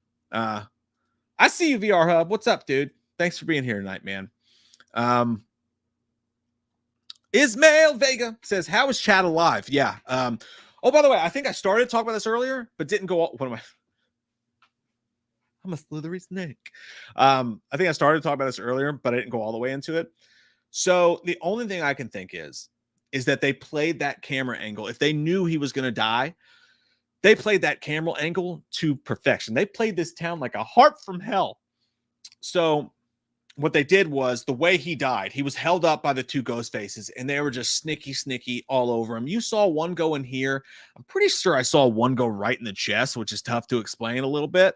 But then the camera, if you watch closely, suddenly goes behind Chad. And there you hear the stabs going in, but you don't see double jerk part two. You don't see where they're going in. So they could be cutting the arms, they could be cutting whatever. My only thing about that is if you're going to have him survive, I really don't think he should be sitting up in a bed, cracking jokes and making out. He at least got stabbed enough to where they should have been like, he's got a chance, you know? And you don't know if he survives until 7 or not. But you know he does, because if they didn't kill him, of course he's going to survive. But I feel like it, yeah, that was tough. But it was kind of fun too, because well, at least for me, when they were killing him off, I was thinking to myself, oh, God damn it, man. I just fucking started to love this guy, and you're going to kill him instead of Gale now? I'm not hoping Gale dies, but I'm just saying, like, this guy has such a Dewey-like future, and now you're going to kill him off too. You take everything from me. But when I couldn't help myself, even though I was like, that makes no fucking sense at all. And I immediately, I always think about you guys and like the people who watch these movies. When I heard we got another one and it was Chad, I thought, oh, people are going to ride this fucking thing and they're going to complain so much, not wrongfully, because it is a stretch. But that's what went through my head. But the other side of my head, like Two-Face, was like, fuck yeah, he's still alive. Because I was really bummed that he died, allegedly. Adrian Ybarra, thanks, my friend, says, other than Ethan, I did accurately guess the killers immediately when they were introduced. Quirky third act aside, overall, I enjoyed it. Sam and Tara are sexy. So I've seen, maybe it was you that said this before. I'm actually more shocked that people didn't get Ethan. Like, I'm shocked people didn't get Quinn. The fact that she was killed off, if you guessed that it was her after she was killed off, you're a fucking genius, man. Because I could have never guessed that. I would have never guessed that they faked her death in that moment because it was so public and so out in the open. So you're a smarter man than me if you guessed her. But how do you guys feel about Ethan, by the way? Like, he's not my favorite by any means, but the guy wasn't a bad actor. He had a great one-liner with that. I've always wanted to stick something inside of you, Tara. Like, that was very Stu moment. It was a very Stu line. It's like, I always had a thing for you, Sid. So, and he had an amazing death twice. So I didn't hate that at all, but definitely not the most entertaining one. But kudos to you for doing it. And yeah, Sam and Tara, I'm right there with you, man. Something about the Sam situation where she's always just so sweaty and murdery. I'm a Sam guy. You know, I get it. Jaguar Rose. Like, it's a beautiful name. If that's your real name, don't get me wrong, but you also sound like a Mortal Kombat fighter or like a My Little Pony, but like in a cool way. I don't watch I have 2 little girls, so I'm not a fucking brony. I think that's, you know what? Live your life. I'm not judging anybody. Anyways, awesome name. The only reason I'm dropping off the live stream is because I'm about to watch the movie again. Please call her Hayden Panty Hair so I watch this on the playback. I love your blanking face. I don't know what a blanking face is. Is that maybe where I'm like, you know, I say something really dumb? But from here on forth, Jaguar Rose, let it be known, because I can never say her fucking name right anyways. Hayden Panettiere, or is it Air? Air. She will now be spoken of as Hayden Panty Hair. Let's go Panty Hairs. That sounds funner. Thanks, baby. Reminds me of Scream. It's like, baby? It's like, I don't know. By the way, I don't know if you guys noticed, but the guy who's in the bedroom with Quinn, when she's like, is that Paul? He's like, who the fuck is Paul, babe? He's listed, the dead guy in the bathtub is listed on IMDb as Paul 2.0, which is fucking hilarious. Where's Paul? Maybe he's behind all this shit. My dog just farted and it's awful. Oh dear God. What the fuck? Maybe you're the killer because that fucking stinks. Jesus, I think she's gonna die. Oh, holy hell. Gary says, I'm playing hurt right now. This is awful. Injury meant nothing. Now they can go either live or die. It's 50-50. I might die. It's 50-50. I think they're going to turn that around in 7, though. The only way you can have that happy ending they were looking for with the core 4 surviving is in 7. You're going to have to set the stakes back up. And that spells danger for Gale. That's all I'm saying. They're going to have to really just fuck people up in the next movie. So watch your ass. Child of the Corn says, yo, hat's good, Mike. God, it smells. What's good, Mike? Totally. I was like, I'm not wearing a hat, but thank you. Totally dig Scream 6 experience was top notch. Scream 7 antagonist will be Tara and Sam's mom, with possible accomplice being Stu. And where the fuck is Stu's mom, by the way? What's going on with that? I don't think it's a coincidence, by the way, that Kyle Gallner's character was related to Stu. That can't just be a coincidence, right? You could have just had that be any asshole who used to fuck Liv that had a problem with Chad who died. There has to be a specific reason why he's related to Stu in my mind, right? Leslie Mocker, is it? People are going to start to pop up in the woodwork. But again, be careful. You can't hit the family line so many times. I mean, Pornhub, it works great for them, but maybe not for the Scream franchise over and over again. Honestly, like, I feel like that fart is going to stain the earth. Holy God, it's not going away. Chris Snyder, hey, good to see you, buddy. Thank you. Says, what did you think about when 2 Ghostface were on screen at the same time, and did the knife swipe together? I came on the theater seats ahead of me. Yeah, it was like it was like the end of one of the 50 Shades of Grey screenings when that came out, and people were finding cucumbers in the theater floors. That's a true story. That was fucking happening, my friend. Who the Gin Blossoms are on? Who doesn't love a good Gin Blossom song? But dude, I talked about it for a minute earlier. Blew my load too. Like, seriously, the whole movie, I was like, I want my Cult of Ghostface theory to come true. Please, God, can you do it for me one time? And that was the closest I've ever gotten to it. You guys know in my original Scream 6 theory, I would love to see Gale take a call, and then all of a sudden, one Ghostface pops up, then another Ghostface, then another Ghostface. Imagine standing in a room in the opening to a Scream movie and 4 Ghostface pop up in the opening. How fucking riotous would that be? Who are they all? What's going to happen? Am I ever going to pay off my student loans? But like, that would be so intense and awesome. I've always wanted to see something like that. And this moment gave it to us for just a second. It was so great. When I saw that happen, I literally in the theater was like Rick Dalton and goddamn Once Upon a Time in Hollywood. I was like, fucking Cult of Ghostface, it's happening. But aside from that, even though it's not technically a Cult of Ghostface, maybe, it was just so cool to see. And we got to have more of that. And by the way, if you guys don't know this, in the original Scream 2 script, the one that didn't reach theaters, there was a scene like that where 2 killers kill a guy and then pin Sydney outside of this frat house. And they both, like, the guy that she's trying to save, they both kind of kill him exactly in the way that Chad did. They're stabbing, and they look up at her and swipe their knife. I'm pretty sure it happens almost the exact same way. I did the video on it a while back. I'll have to go back and look at that because I think it almost happens the exact same way. Hell, go. About to knock over my camera. Go on. You quit farting and trying to knock over my fucking camera, you asshole. Anyways, dude, it was amazing. Shit my biscuits. Fucking awesome. One of the cool scenes in the movie, man. Spider-Man Joe. I don't know why, but your name just makes me feel happy inside. It's like Saturday morning cartoons. It's great.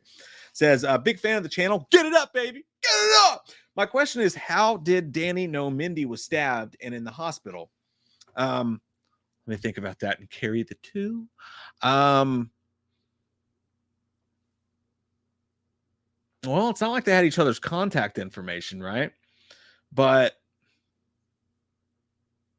well, he was outside with the cops. So I'll just say that. Like, he was outside when he comes into the Shrine building, all the cops were with him, right? So maybe he's like, where's so-and-so? That's the only thing. But you do got a good point there. That you got some explaining to do, Danny. But by the way, shout out Shah Shigara. I just thought that guy was cool. I can't wait to see him in future movies. 100%. Chow says, do you think we get Scream 7 as early as next year? Whew. I hope so. I do. It would be really fun to just continue to take this ride. Fucking Saul did it.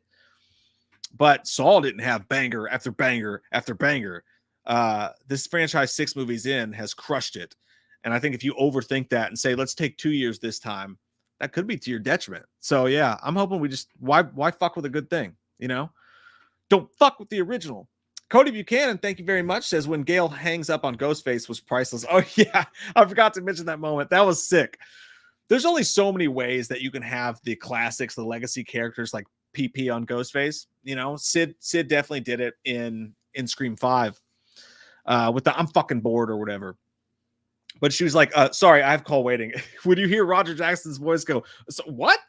That was fucking hilarious. And Gail was badass in that scene. As much as I talk about her being like over the top, or not over the top, but like shoehorned in, she was great in that scene. And you could tell I don't know if she did stunt work or whatever, but I'm pretty sure they said that wasn't even a set. Like that was some for real shit she did in there. And she's not going to be like Jamie Lee and like pretend that she threw herself off of the river and, you know, The Fugitive over it. Never mind. That's neither here nor there. But she did a great job in that scene. She was a badass. She had great one-liners. That's with that, like, that's why I'm going to shoot you in the fucking head. And how smart of her, I can't speak. I'm losing the ability to speak. Gail proved to be really, really smart and talented in this movie. Not only did she find the shrine before Kirby did, as big of a kind of bitch as she came out to be by not writing the book about Dewey and writing the book she said she wouldn't write. You know, she really proved herself to be an asset to the investigation and to be really smart. And again, it was shoehorned in because you didn't need someone to do that. You could have just as easily had Kirby find the house or whatever, the shrine.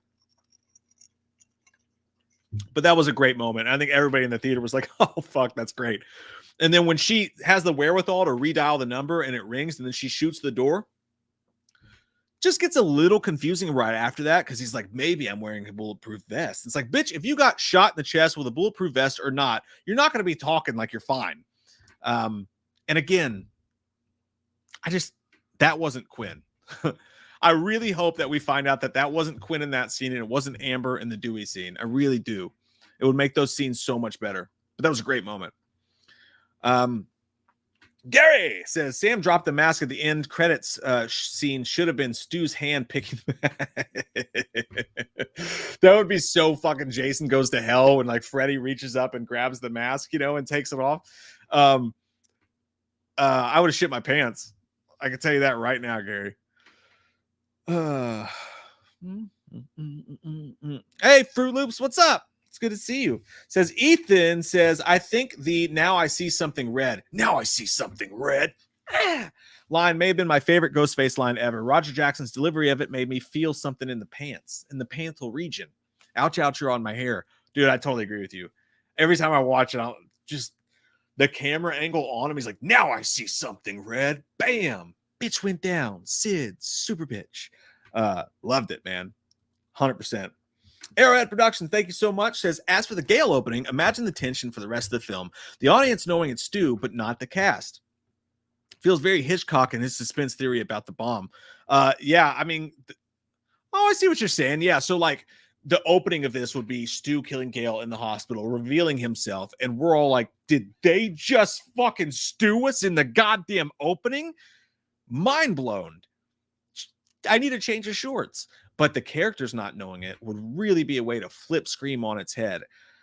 But that's where it's going to get kind of questionable. If you really flip it on its head, are we going to feel disappointment and jaded when we watch the movie and there's no killer reveal at the end and there's no monologue? Sometimes to surprise us means you have to take away things we love. That was deep, yo. You make great points, Ethan. Or Arrowhead. You make great points, my friend. Loki. Thank you, my friend. Really appreciate that. It says, hey, Mike, I was curious as to if you saw my thoughts on the Stu call that I left on your most recent video. Would love to know what you think. Loki, those videos are doing crazy, and I really appreciate it, and it's awesome. And typically I read every single comment, and I will read every single comment, but discerning which one's which right now in my head, you guys have been so awesome about watching those, and it's been so fun to talk to you about those and read them even when I don't have time to respond. Even at the gym between sets, I was like, ha, fucking Loki says this. That's hilarious. You're right. Which is one of the reasons I was so excited to do this tonight. Love those. If I haven't seen it, I will see it. I just can't remember which one's which at the moment. So I apologize for that, Loki. But I now probably will. So when I go back and see it, if I haven't seen it yet, I will. Austin, thank you so much, man. I loved all the callbacks and how Billy's daughter is going hardcore, but I dislike those nerd ass killers franchise rules scene and some cringe worthy writing. Could have used a new metal soundtrack.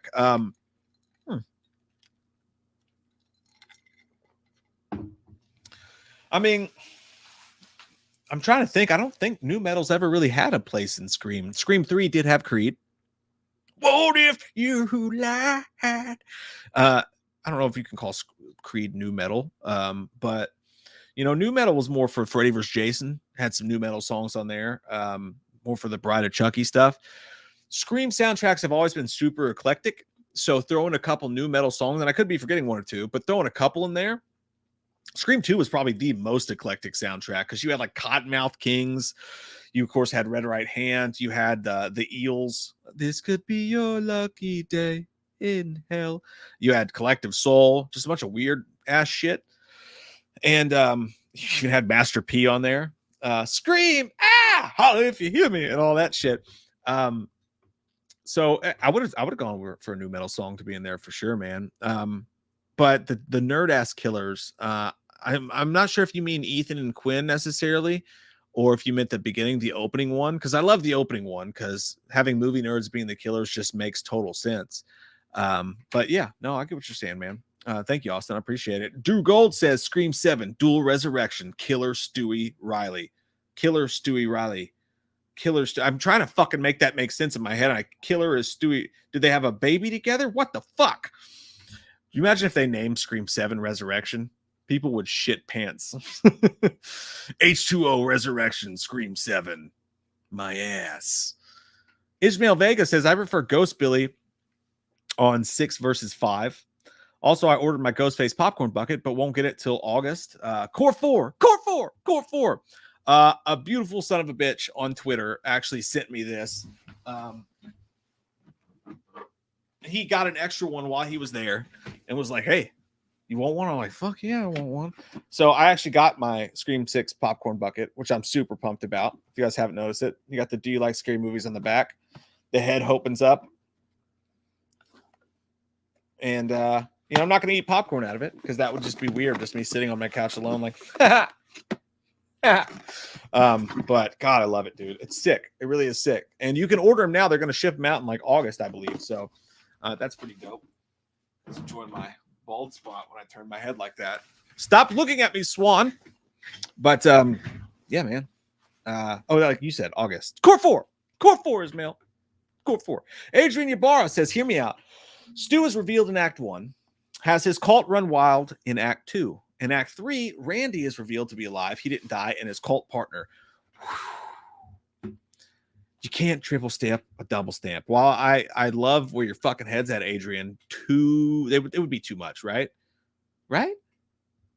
I feel like you can only bring one killer back from the dead. Almost they have to bring one killer back from the dead at some point, maybe. But man, if Randy was still alive, holy tit shits. That'd be crazy. That would be crazy. But hey, there's some people who'd be fucking pumped about that, no doubt. And who knows, with amazing movie writing, you can do anything. Proper Pumpkin, thank you very much. Says, keep up the great work. What was your favorite kill from Scream 6? Ooh, that's a toughie. Fuck, that's tough. Favorite kill from the movie. The most memorable kill is definitely the ladder. I'm afraid of heights. Heights make my butthole feel weird.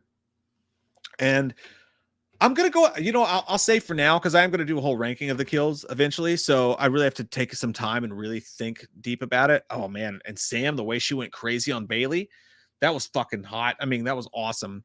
That was a great kill because not only did he get multiple stabs, but he got it in the eye. I love the in the mouth twist. But I am going to say Annika. Fuck, am I saying her name wrong? I hope not. Because it was a two-parter. She got the knife in the stomach. And did you see, like normally you see in the movies, right? You see them go up. We've seen that 100 times. Did it do it? With her, pinned against the fireplace and turned in a C-shaped fashion. That was dark. Oh, God, could you imagine? I thought there was no way she's not gushing all over the floor. She lived even longer than that. And then flip back around to being on the ladder. And you imagine being on that ladder and having Ghostface just doing this to you and like how freaky that would be. Like, you're fucked. You're probably going to die anyway. Honestly, the correct death would have been to say, you go, I'm going to sacrifice myself for my friends. Because please God, I don't want to die slowly from this belly button being cut out of me. That's probably what I would have done. I'd be like, end it. Let's end it. Let's go, Ghostface. I'm going to spear you like fucking Goldberg. And then I'm going to beg you to slash my throat because I don't want to live with whatever's in my stomach right now. But I'm going to go with that for right now, for sure, because she got it twice. Proper Pumpkin. That's a cute name, by the way. Chris Snyder, thanks, buddy. He says, to me, Sam's mom is the one being set up for 7. She's been quickly hinted at in both 5 and 6, and then very quickly moved on from. Something's weird to me about that, and she ties to both generations. Yeah.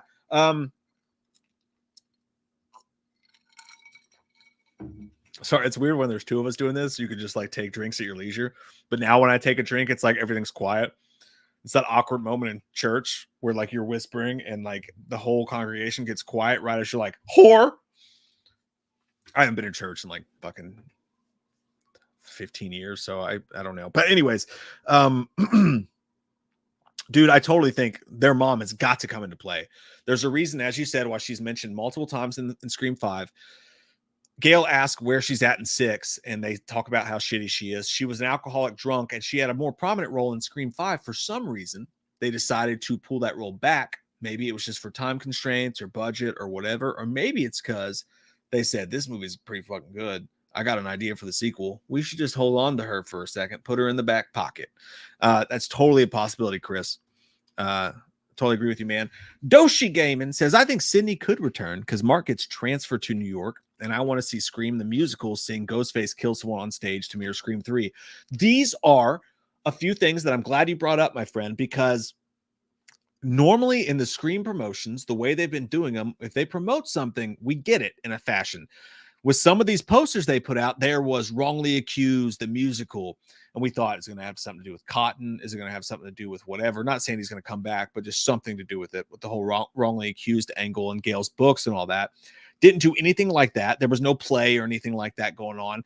And then another piece of that same poster, or no, the poster that came out after that from the official Scream account was a little on the New York City wall, like a TV. And it was like the McKenzie family brutally murdered, like in separate spaces murdered. Didn't do anything with that. Why? It seems to me, fuck, that had to be an Easter egg on purpose, that they had an idea for at some point at the very least.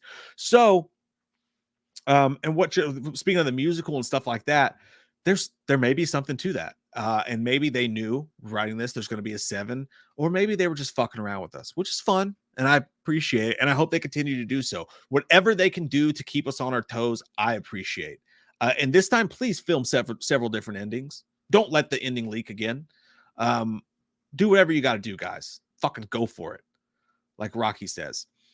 But Mark getting transferred to New York.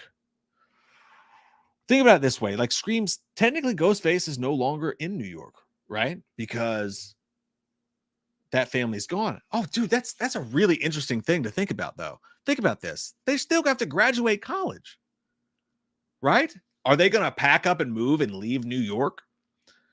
The only reason I could see them leaving New York is because of what's going on with Sam. And now maybe people get really crazy about it and are like, she's definitely got something to do with this. So they literally have to go into hiding just to protect Sam from the average passerby or on the street. But like, are they going to be in New York again? Tara made multiple things about like, this is my college education. But then at the end of the movie, she was like, I'm not okay.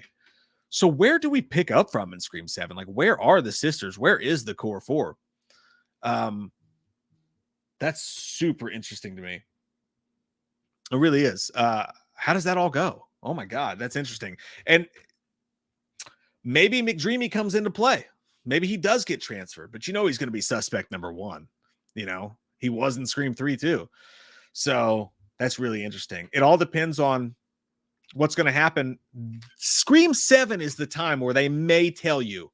They may actually tell you. And watch out for this. If they say Sydney's not in the movie, but you don't see a bunch of interviewers asking her about it and a bunch of comments about, oh, they're shorting me on pay, but she's also not in the movie, that's when you watch out for a surprise Sydney appearance.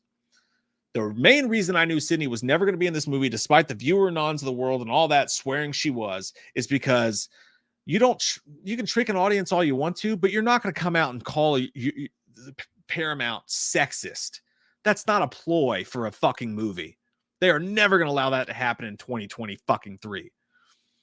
I feel like a lot of us knew that regardless, but all hail the anonymous Twitter accounts that know everything, who have to keep their identity secret because what they do is so honorable. Right?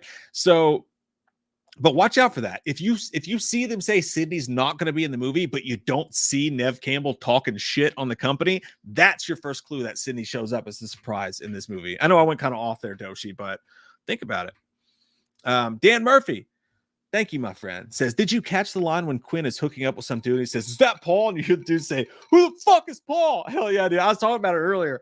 It's so funny. That dude on the IMDb is listed as Paul 2.0.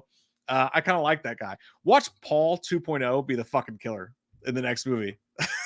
just for some random, I was fucking Paul. She was fucking everybody. No, but that was a good line. And I actually like that they turned the corner and that dude's just dead as shit in the bathtub. Never even saw his fucking face before, and now he's just ruined. It's kind of weird though, isn't it? Like, so if Quinn's laying in the bed and Cute Boy across the building sees what's going on and sees Ghostface above what was his sister laying in the bed, and he's like, it's kind of weird that she fucked some dude, and then like with the plan that her brother is going to come over right after that dude just banged her and kill the guy while he's naked in the bathroom. It's kind of some weird ass Pornhub family dynamics you got going on with the Bailey family. DD8 says, did you notice Flash change in and out of his Ghostface costume as if he were Spider-Man? I thought that was clever. It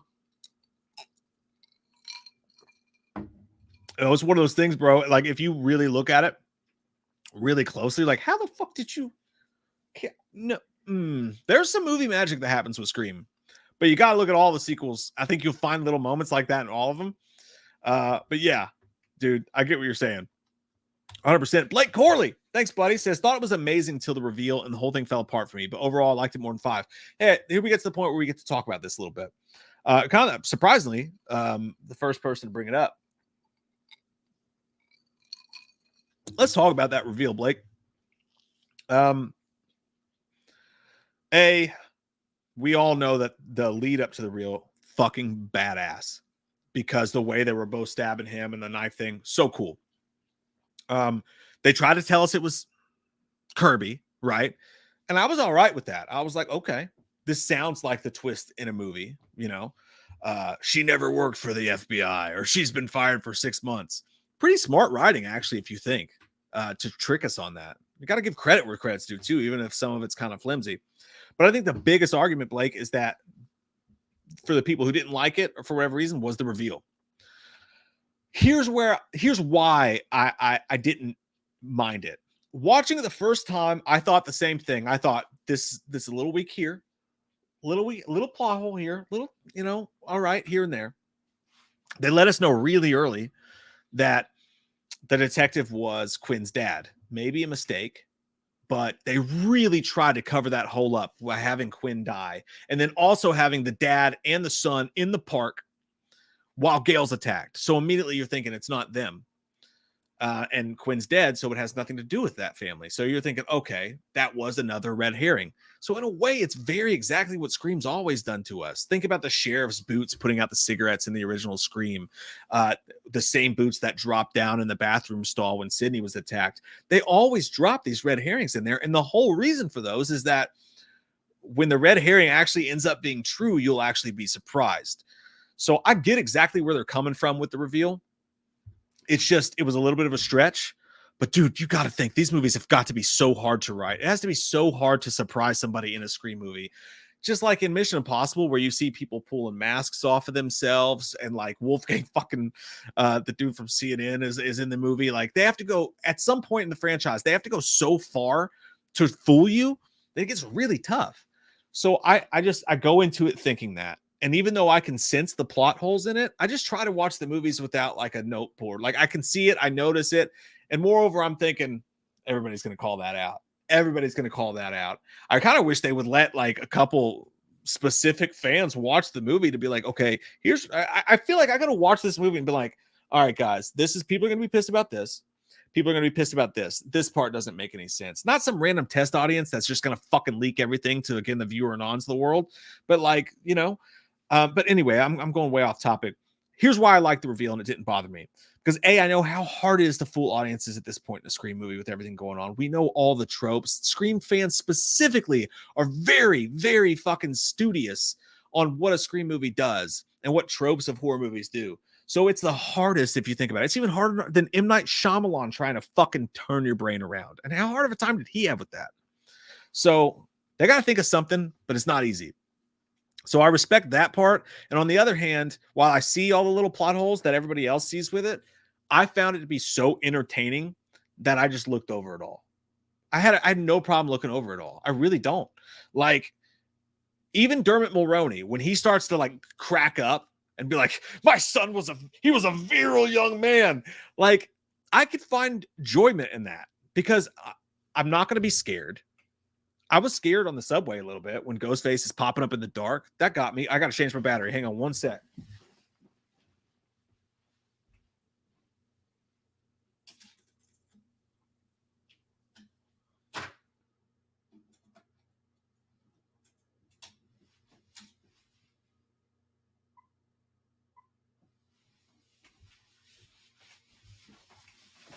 Hi, I'm back. We're still alive. I'm still alive. Demi Lovato. But like, so he's so over the top and chewing the scenery. And like, I can see, again, watching it, I thought people are going to have a problem with that. But like, to me, Dermot Mulroney is so fun and he has so much like character in his face. I was digging the shit out of it. Like, it reminded me of Mickey being kind of like crazy and kooky at the end of Scream 2. So I see all the plot holes you see. I do. But I was so fucking entertained by the pandemonium going on in this room and all the crazy shit they were throwing at us that I really just didn't mind. You know, I was just cool with it. But I get it. If it just like, you can't suspend enough realism for it, I totally get why people were bummed. I really do. I do. Thanks, Robert Wiener. You handsome son of a bitch. Courtney Reed says Ghostface froze when Gail said, hold please. He said, what? That was so smooth, man. That was one of the smoothest hero moments of the franchise. No fucking doubt. I love you, Courtney. You rule, my friend.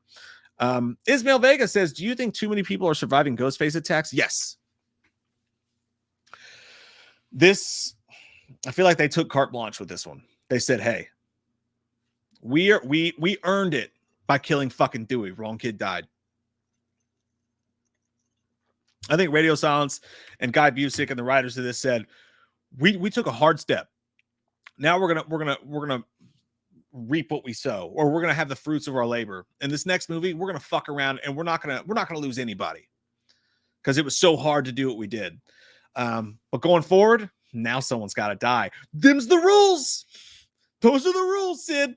You gotta die. Someone's got to die in the next movie for sure, and that's just the way it goes. 100%. Robert Weeder, thanks, buddy. Says, did Danny pull the ladder out of Mary Poppins' back? Where the fuck did he get that long ass ladder that was already a long dude? I didn't even think about that. Fuck you. Think about that. He's just like, hey, I got you a big fucking ladder.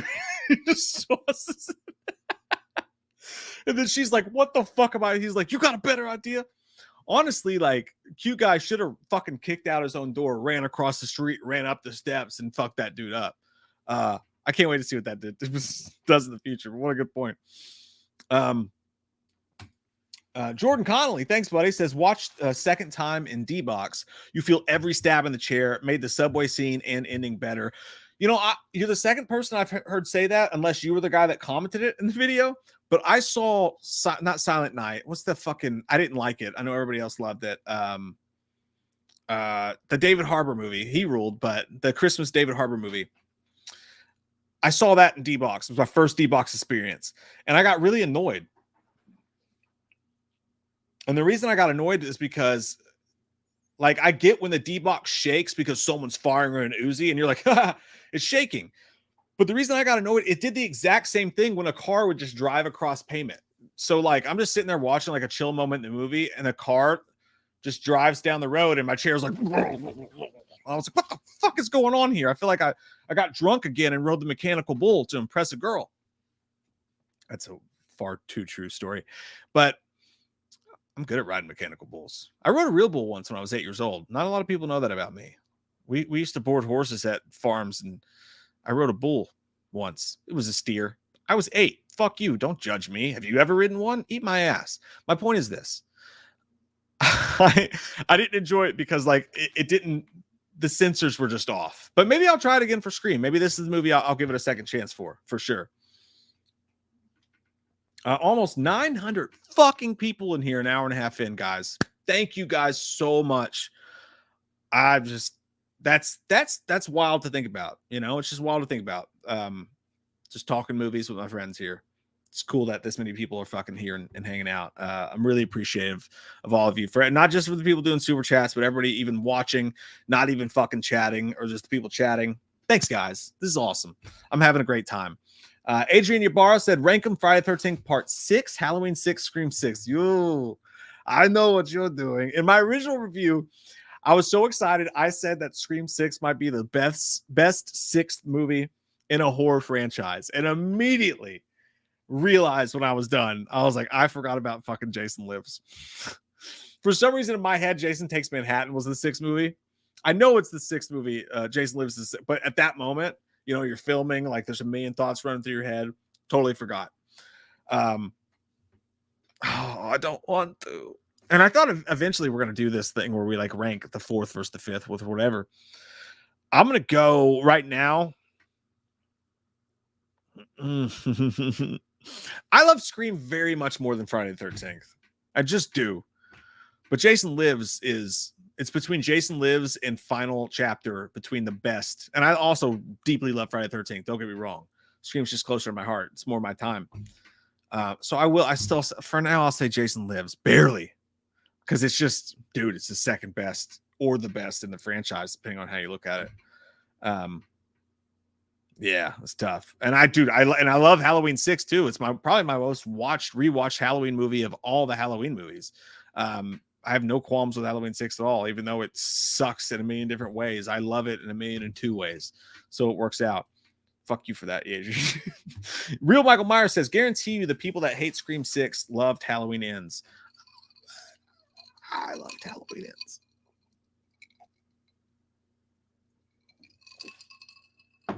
Talk about two different movies, though, right?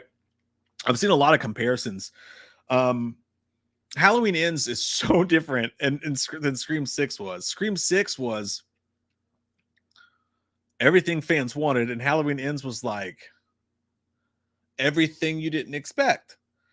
In a weird way, if you were describing Halloween Ends, if David Gordon Green was describing Halloween Ends, he could have said, this time it's something different. And literally, he would have been telling the fucking truth. I like them both. I like Scream 6 better than Halloween Ends. Easy. But I really appreciate Halloween Ends for being a strange, little different, weird indie movie. They didn't promote it right, and fuck them for that. Fuck Universal from top to bottom, to the left, to the right, and twice on fucking Sundays. That company fucking sucks with the way they handle movies, spoiling everything in the trailers, demonetizing and taking everybody's money for promoting their fucking movies. Universal can suck a dick from West Texas. But I still liked Halloween Ends for what it was, to be fair. But Jägerbomb, thanks, buddy, says, best kill of the movie was the ladder scene. I actually quoted you, Mike, when she hit the ground and said, God damn. Dude, me too. I went, fuck. That was crazy. At that moment, I felt like Stu. I felt like Matthew Lillard in SLC Punk when Heroin Bob dies. Like, I wasn't ready. Except the snot coming off of him and everything. That one got me. When they showed her face, I was like, fuck, Scream. I didn't know you was dirty like that. Scream 7 if you nasty. Chris Snyder, thank you, my friend, says, I like Danny from the very little we saw of him. Fuck yeah, man. Me too. I know he's a star. He's still around. I hope he's still around for Scream 7. He's like Derek if he lived. Red herring, but turned out to be innocent. Only this one carries on to the next. Dude, very fucking...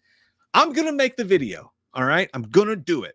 I'm going to sit down when I have a chance to own Scream 6 and just pick it apart and maybe touch myself to it multiple times in the night. And I'm going to compare it bit by bit. And I'm going to come up with the exact comparisons to Scream 2 because there are so many. And you're right. Danny would have been the Derek. Only this one survives where Derek dies. That's very interesting. And Melissa had the wherewithal to be like, I don't trust you. Get the fuck away with you from me. And I love how he was like, all right, I get you. I get you. He's just so over the top, but cool. That guy's fucking weird. And I love it. I really love that character, man. Chow React says, long theory short. I think Radio Silence is making Scream 5, 6, 7 with the same motives as Scream 1, 2, and 3. But plot twist, they use the original Stu cult theory instead of Roman. Love you videos. I've heard that a couple times. And if we're guessing it, is it too obvious? That's the question we have to ask ourselves. But I love the theory. Didn't think of it myself. I've seen it a couple times from good folks like you in the comments section. You're absolutely right. If they did that and they stewed up Roman, honk, honk, I would have fucking loved it. I love that idea, man. Thank you, dude. Really appreciate that. Ed Sadler says, Randy's death could have been faked easily. Sure. Randy doesn't strike. See, the reason I think Stu could have got away with faking his death is because he has rich parents. Look at his house, you know? Randy doesn't seem like the type of folks to have rich parents. And we've met, you know, his parents. So I don't really know. It's hard for me to imagine Randy getting away with that. Unless he's secretly like filming a movie and this is his magnum opus because he's so obsessed with that stuff and all that. It's just kind of hard for me to imagine Randy having the connections because he's always been such a nerd. The only way you could really spin that in my mind is to be like Randy is so in love with Cindy and he's fucking sick of the Derricks of the world making out with her and their semi-quasi happy existences. I just don't think he would have had the tools to do so, but I could be wrong, Ed. Could be wrong. Nick Puglisi says, all right, let's start a war. Rank them. I can't do it, dude. I can't, Nick. I'm not ready. I wasn't ready. I'm really not ready to, man. But I'll tell you this. I'll give you this, Nick. I'll give you this. The two movies I'm having the fucking hardest time with, is it Scream 2 or is it Scream 6? Which one's fucking better? I'm struggling to the point I'm going to have to watch Scream 2 before I can make myself film my fucking ranking. It's tough. It's tough, my friend. It's really hard. And so am I. Arthur Vega, thank you, says, hey, Mike, hope you and Jay are doing great. Doing awesome, my dude. We'll see you guys both together live on Thursday. Tomorrow, we're going to film some Patreon commentaries together. So that's going to be fun. I think one of them is basketball. So, yeah, I think we're filming the basketball commentary tomorrow. So Patreons can look forward to that. Could you see a Michael Myers Ghostface crossover film? You know, it's funny. Jay had a great idea for that. It would be so easy for a couple teens in Haddonfield. Imagine if the Scream movies took place in the same world where Michael Myers actually existed, you know, something along those lines. He's explained it way better, but I always thought that was a really great theory that he has. And yeah, in that world, it could, like, a couple of Ghostface kids try to Ghostface some people, and then Michael Myers is actually there. And then you've got like legit human beings versus supernatural Michael Myers. And technically Ghostface would be the good guys. Interesting to think about. Kind of spin on his own head. And the people that the Ghost Faces would be killing, this, Jay didn't say this, but I think it'd be cool if the people that the Ghost Faces were killing, if you make Ghostface technically the good guy, what if the cult of Thorn exists in this franchise and they start fucking with the cult of Thorn to try to get to Michael Myers? So you said the Ghostface be the good guys to kill off the cult of Thorn, and then what if at the end of that Michael Myers kills them off? I'm just swinging from the fucking hip here, but wild ideas from Indianapolis. Desi J, it's good to see you again. Beautiful hair. Says, I'm here for Scream until we get Ghostface in space. Oh, man, could you imagine? Motherfucker, I'm in the cockpit. Fucking Ghostface flying, like just floating from gravity. Someone should make it, man. Fuck it. I'll watch it. I'll watch the shit of it out of it. Just calling people on walkie-talkies from the other side of the spaceship. Chris Snyder says, imagine if Emma from the TV series went to college with the Core Four. One scene with her connecting the movies and shows together. I don't want to see the shows connected to the TV series because there's just or the TV series connected to the movies. But you're right, it fucking would be easy to. It'd be so easy to connect them just with a storyline like that. Who was the main girl that was in the very first episode of that Scream? Bella Thorne. Perfect for the Scream. Perfect for the Scream franchise. And that first episode was awesome. I just hate how they never finished it right. And then the third season just was like completely something fucking different. I don't know. They really dropped the ball on that. They could have had something cool. But again, if you guys weren't here for the beginning of the stream, there was an interview with the producers who said they would love to make a Scream TV series happen. And with the way TV series are going and the box office Scream 6 made, we may be seeing a Scream TV series back in the fold soon enough. I also would love to see a new Nightmare Scream. And by the way, I want to say something. I mentioned that in the video today. Like, what if the 7th movie was an ode of Wes Craven? And to really subvert expectations, what if they made the 7th Scream movie the new Nightmare, the 7th movie of the Nightmare franchise? Whereas Stu came back, Sidney came back, they all came back as themselves, and a Ghostface in real life was committing the killings. That was not my idea. I thought maybe they were going to do that in Scream 5 way back in the day. But I wasn't the first person to think about that, I'm sure. And they've even mentioned it in interviews and stuff like that. So I just want to make clear, I wasn't trying to pass it off as my own idea. A couple people were giving me credit for it, but it was not. I thought about it a long time ago, but I think it's obvious, right? And they mentioned, like, would that be the snake, the meta snake eating its own tail if we did that? Radio Silence said that. And they could be right. That could just jump the shark too much. But it'd be interesting to see it. Dana Flores, thanks, buddy. I really appreciate that, man. Thank you. Said, wife persuaded me to buy the most expensive Scream 6 movie ticket. We bought tickets to New York to get the full experience of Scream 6 since it was filmed there. Are we crazy or are we crazy? First off, how far away do you live from New York? Second off, you two are fucking cool, and I would love to have a beer with you someday. That's the kind of shit I'm talking about, man. You just want to live life and experience it. Let's go to fucking New York to watch this. Let's go goddamn big. That's beautiful. And I love it. I would have done the same fucking thing, dude. I would have watched it in the creepiest fucking New York movie theater I could have on opening night, taking the subway there. Fuck. That would have been cool. Imagine if this movie came out on Halloween, by the way, with all the Halloween essence going on. They could have actually upped the Halloween decorations if they wanted to. The only real Halloween theme about the movie was the subway scene and people walking around in the street a little bit. And Henry Cesarni saying a little bit early, but they didn't really have a lot of decoration. I think he had some Michael Myers pumpkins or whatever. But hey, Dan, good for you and your wife, man. You guys sound like fucking fun people, man. That's badass. I love it. Chris Snyder says, I like Sam a lot in 5, and I knew she would fully come into her own in 6, which all of them did, which was a nice surprise. I said this, not trying to toot my own blow my own dick. I'm not trying to take credit where other people fucked. I'm just, what I'm trying to say is, I said a few months before Scream came out, I think Melissa Barrera is going to fucking eat in Scream 6. I think she's going to rule, and she's going to prove all you people wrong. And I'm happy to announce that she did, man. I totally agree. I think she kicked fucking ass, and I'm so happy for her because it was bullshit. Imagine being her, you guys. So whether you liked it or not, imagine being Melissa Barrera, getting this huge moment for Scream and getting this huge break in your acting career, and then doing your best and trying to be a team player, and then just seeing everybody shit on you. That had to be fucking hard, and I feel terrible for her, but I'm glad she ruled in Scream 6. I'm super happy about it. Robin Barker, thank you very much. Appreciate that. Says, as someone who didn't really like 2/3 of the new Halloween trilogy, I don't mind the series laying dormant while Scream is maintaining such high quality. You got a point. You do got a point. And how long should Halloween lay dormant? I don't know. But there's also a lot of parallels to Scream coming out and doing what they're doing, to Halloween doing what they did. And they came out and they brought out Jamie Lee Curtis and they broke box office records with Halloween 2018.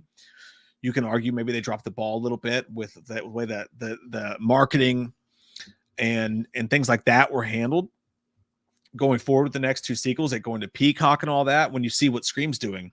But they walked in a way so Scream could run with the requels, with all that. They're doing it again with The Exorcist. And I'm going to be honest with you. I never saw Scream coming back in this fucking way. I think you always expect Halloween to come back and do what Halloween does. and just fucking come out with shit. But I don't think I ever expected after West Pass for Scream to really do this. You're blowing my mind right now. Then I think about it, because like, how lucky are we, dude? And Halloween probably helped make that happen, to be honest. But you make a great point, Robin. It's pretty fucking cool. Pretty fucking cool, man. Cards 93.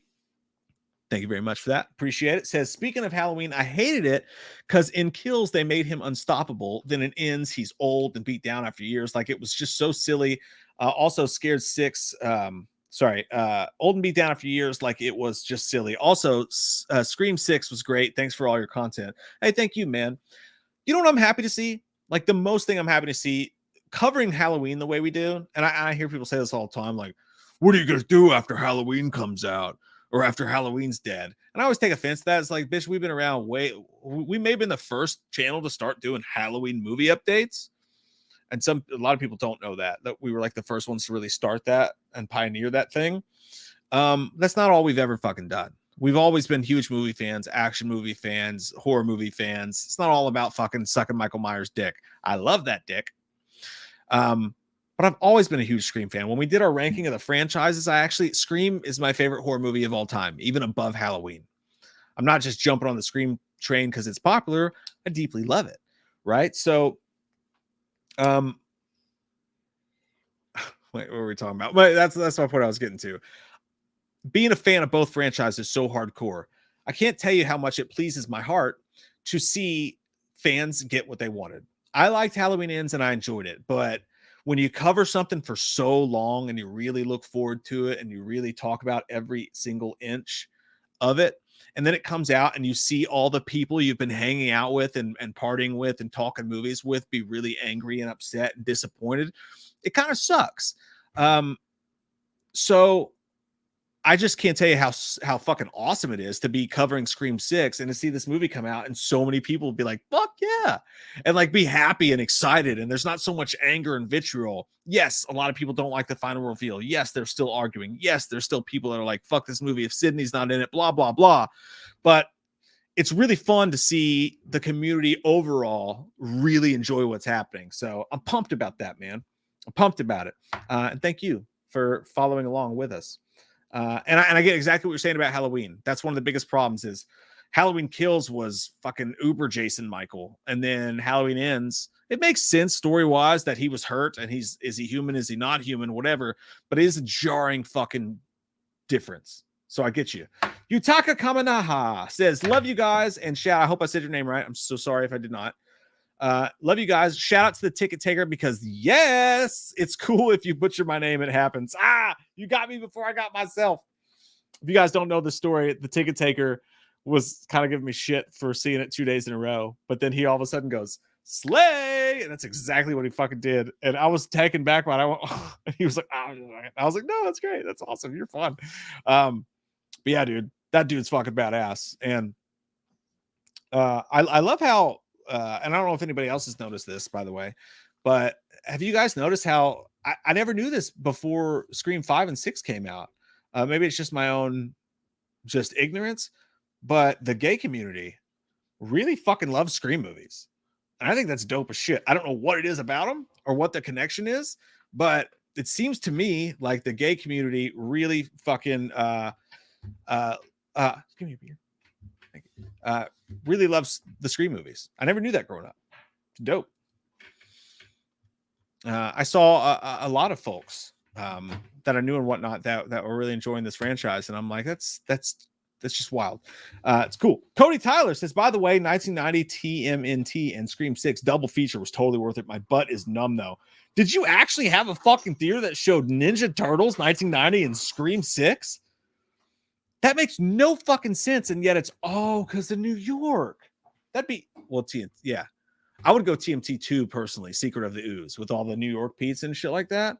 Fuck yeah, man. That's badass. Pop Culture Pat says, what prop from the Sean would you want most? Ooh, that's fucking tough, dude.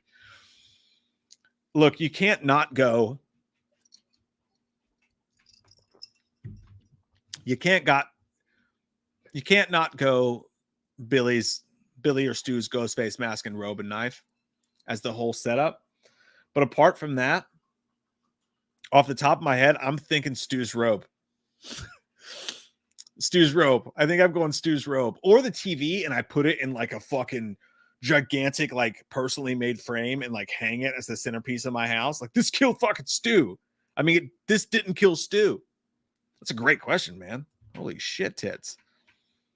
Thank you, baby. Baby? Heat Twin 2 says, love the channel. Is Stu cool or whack? And where's Jay? Your prices rewarded you. Your prices rewarded you. I had a novel for, but I'm broke. Hey, dude. No issues with that at all. Thank you. That's very sweet of you to do. Thank you. Jay, I think I actually saw Scream. So we're going to have his opinions on it in the next live stream to see what he thought about it. He's never been the biggest fan of the franchise. So, but if you guys have been people who just watch the videos, I still get people in the videos. Sometimes they're like, where's the other guy? And I'm like, he's here every Tuesday and Thursday or almost every single live stream we do. So Jay still, we just live an hour apart and, you know, all the shit, but, yeah, we'll get Jay's opinion on the movie for sure. I don't know what it is yet. I'm going to find out at the same time you guys do. I hope he liked it, but who knows? Frankenstein Studio says, Gail, can I put you on hold? Ghostface, huh? We were talking about that earlier. What a fucking moment, man. That was a better get than Sydney with I'm fucking bored or whatever. I think Gail got Ghostface better than anyone has yet. Sorry for that poop on the mic right there. Totes my goats, my friend. Jaeger Bomb says, theory is that Sam and Tara's mom was in Scream 1, either at the movie party or the girls Billy was talking to at the video store. Yes. One of the, dude, I always go back and look at this too. The biggest suspects to me, whether it becomes to someone popping up in the last reel somewhere, eyes gouged out, the biggest suspects to me are the people I saw at the party. The multiple girls who didn't die and the guys who didn't die that you saw hanging out on the couch in the hole. When do we see Jamie Lee's breasts? Watching Hellraiser and shit like that and Halloween. Those are unnamed characters who could pop up at any time, who could have something to do with all of this, that were Stu and Billy's friends. And they especially brought that out when it found out that Billy was having an affair with someone. So I totally agree, man. Whether it was with the girls at the video store, one of the girls at the party, they were a close-knit kind of group of fucks. Dude, what about the cheerleaders? Like, because she's a slut, just like her mother. What if one of those characters comes back into play at some point? There's so much fun shit to do. And there's so many activities. We just put our bunk beds together. Safe Spaces, thank you very much. I appreciate that. Ghostly Theater, thank you very much. Says, when they brought up Stu and Kirby, was like, if you believe he's actually dead. That was Mindy was the one that said that, by the way. So I'm paraphrasing. I legit was like, could Mike be right? I was low-key waiting for the reveal. P.S. You're hot. Well, you know, it's a little toasty in here. But I'll take all the compliments I can get, to be honest. I'm aging, balding, and getting fatter. So I appreciate that. Thanks. No, when Mindy said that, I was literally alive inside, like firecrackers were shoved in my ass. That's not what I meant to say. You get my idea, right? I was very excited because when they tried to show us that board of Stu and it was like dead 1996, death 1996, in my head I was like, oh, I'm gonna come home to so many fucking comments that like, ha, you stupid fucking dick, Stu's dead, and they proved it again. When she said, if you believe that, I was like, fuck yeah, yes. Now I have a retort. So I really appreciate that one, Ghastly. And I appreciate that you thought of me in that moment. That makes me feel special. In a weird way, I was a part of your Stream 6 experience. I'm honored. Thanks, man. Chow says, Gail having a boyfriend less than a year after Dewey died was so not cool. Thank you. Wrong kid died. That man is, the body's not even fucking cold yet. She's got some dude living in her apartment. Who was that guy? Was that a Tinder date? What was going on with that? Dewey deserves way much more respect than what Gail did to him. And she didn't even care about the guy. She's like, his muscles didn't help him very much. She's like, yeah, guess not. Didn't even give a shit. You're going to poo-poo on Dewey's soul like that? Gail's starting to piss me off. Up, down, left, right, and all around. I don't like it. And I moved to strike, to be honest with you. Jerry Ramey, hey dude, what's up? It's good to see you, man. It says I can't see Stu surviving electrocution. He'd be in a Deadpool disfiguration situation. I like that you threw in the Slenderman voice.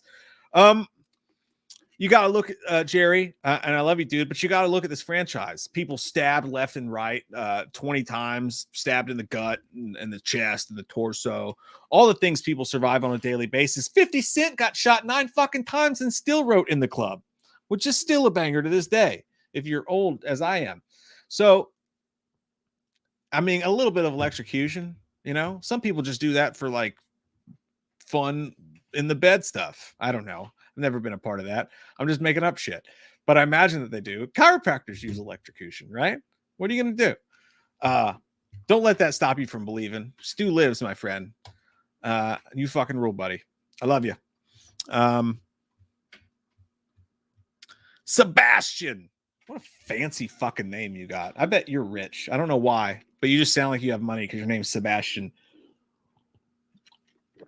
So Scream 2022 is like Scream 1, Scream 6 like Scream 2, Scream 7 will have to reveal someone that's been there. Sam's mom, she probably told Amber and Rick.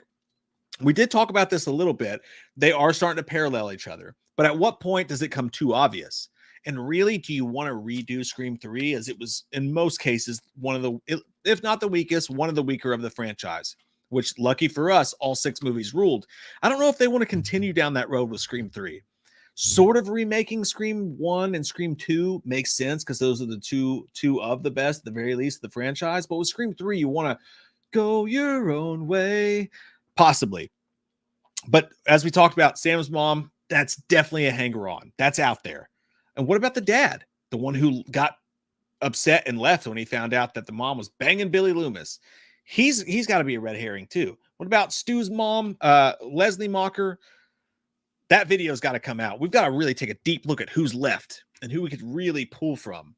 But at the same time, at some point, you got to stop pulling from family members and revenge tactics and really push the story forward. That's going to start to get old for sure. But great point, Sebastian. April, Horror Queen. Thank you very much. Appreciate that. Says, my theory on how Stu lived was Roman. Okay, I'm ready for this. Let's get into it. Roman started the thing with Billy, but he never went into how much he was involved. Maybe he was a secret third killer throughout Scream 1 and 2. A Hollywood director does have pool. That is an excellent fucking point. Now, Stu's parents, they do have money, yes. But you're right. Maybe a Roman Bridger comes in and he's like, hey, let me grease the wheels a little bit. All right? Let me give you the story. Fuck, what if Gail's involved? Probably not. Okay, that's a little bit more of a stretch. But like, yeah, what if there is something like that going on with Roman? He was there in the beginning. Why? How do we know he didn't have more to do with 1 and 2 than we even knew all along, including, but not limited to, keeping Stu alive? Fuck yeah, April. That's smart as shit. That gets me going. Hell yeah. That's another opening right fucking there. Just completely blindsided me. Caught me unawares. Beautiful. Bill Green says, I don't have anything clever to say. I just love you guys. Bill, I fucking love you too, Bill. Thank you so much, man. Thank you so fucking much. Appreciate you. Anthony Hoffman, thank you so much. Says, late to the party, but curious how Ghostface knew the train Mindy was on when they got separated. If they would have all been together, Segura pulled Chad. Here's where I think Detective Bailey's detective skills come in. Maybe a CCTV situation, maybe something like that, but maybe maybe it wasn't planned to happen like that. He just said, hey, if you can get one of them alone, do it. You know what I mean? Maybe that was the plan. Like, hey, if I get a chance to kill someone, I kill someone. And maybe that's just how it happened. Ethan just happened to be on the train there. Bailey, maybe he had access to CCTV, whatever. It's Halloween night, so you can travel freely. That's probably why he told them to travel publicly, so that he can't get you in a public space. It bitch is New York. That should have been your first clue. Like, you can get somebody in public in New York. So Detective Bailey knew that, pushed them in that direction, showed up wearing the Ghostface mask, knowing he could fuck around. And somehow he probably gave Ethan a little sign there, like, what's up, dude? I'm your dad. I'm going to fucking kill Mindy. You know? That's how I imagine it, at least, for sure. Hey, Vinny Schiaramonte. Good to see you, my friend. He says, what if Stu is alive and has visions of Billy too? You know, that's weird because, like, Stu was sort of obsessed with Billy and the fact that, like, at least Billy was the leader. Stu was kind of doing whatever he would say, which is some people's detractor because they're like, Stu's a follower. He could never mastermind anything. And to that, I always say, dude, are you the same person you were in high school? Because I couldn't have masterminded a fucking Three Musketeers bar when I was in high school. But I could do a lot more than that now. I could maybe not mastermind a bunch of murders, but I could do more than I could in high school. Everybody changes, especially if you have to fake your own death and live in your parents' attic being creepy on fucking Reddit for 20 goddamn years. But yeah, who's to say he doesn't have the same visions of Billy? Well, imagine him standing there like talking to Billy or some shit, like in his head. That'd be pretty neat. I'm into that, Vinny. You fucking rule, dude. And I love you. Always have. Holy shit. I'm far behind. I'm far behind you guys. You guys fucking are kicking ass, man. It's so cool to have all you guys in here talking shit. Zach Hurt says, I feel like Stu is definitely coming back. I'm so ready for it. Get it up! Get it up, baby! Fuck yeah, dude. I feel like we're slowly coming around to it. I'm not alone in the darkness anymore. There is a super chat that is up here that I'm not skipping anybody, but I see it and I want to make sure I don't lose it just in case I skipped it. But it did pop up to me that, oh, where the fuck? What the hell? Okay, I see what's up. Never mind. Forget me. Don't pay no attention to me, my friends. Michael Parton says maybe Stu's a handsome socialite with a new face. Yeah, but you still got to have him looking like Matthew Lillard, right? I don't know if they scar him up like Wilson Cleveland's badass video or not, but that is a point as well, my friend. Grizz says, missed opportunity not to have a chase scene through Times Square to learn them in the shrine in the end, in my opinion. Yes. I think all of us thought we were going to get a chase scene in a subway. Like we were going to see Ghostface chasing somebody through multiple subway trains. But to be fair, also, how many movies have done that? So they shut the door behind you, run to the next train, and they go and look for you or whatever. I don't think we expected what they gave us, which is pretty cool. But you're absolutely right. Having a Jason Takes Manhattan moment, kicking over a boombox or some shit, they did kind of miss out on that. But it wasn't Times Square they filmed in either, right? It was fucking Montreal or whatever it was. But it's a good point. Noah Campbell, not Montreal, but fucking somewhere in Canada. Similar to the opening of Scream 6, do you think a full Scream movie could work from just the killer's perspective?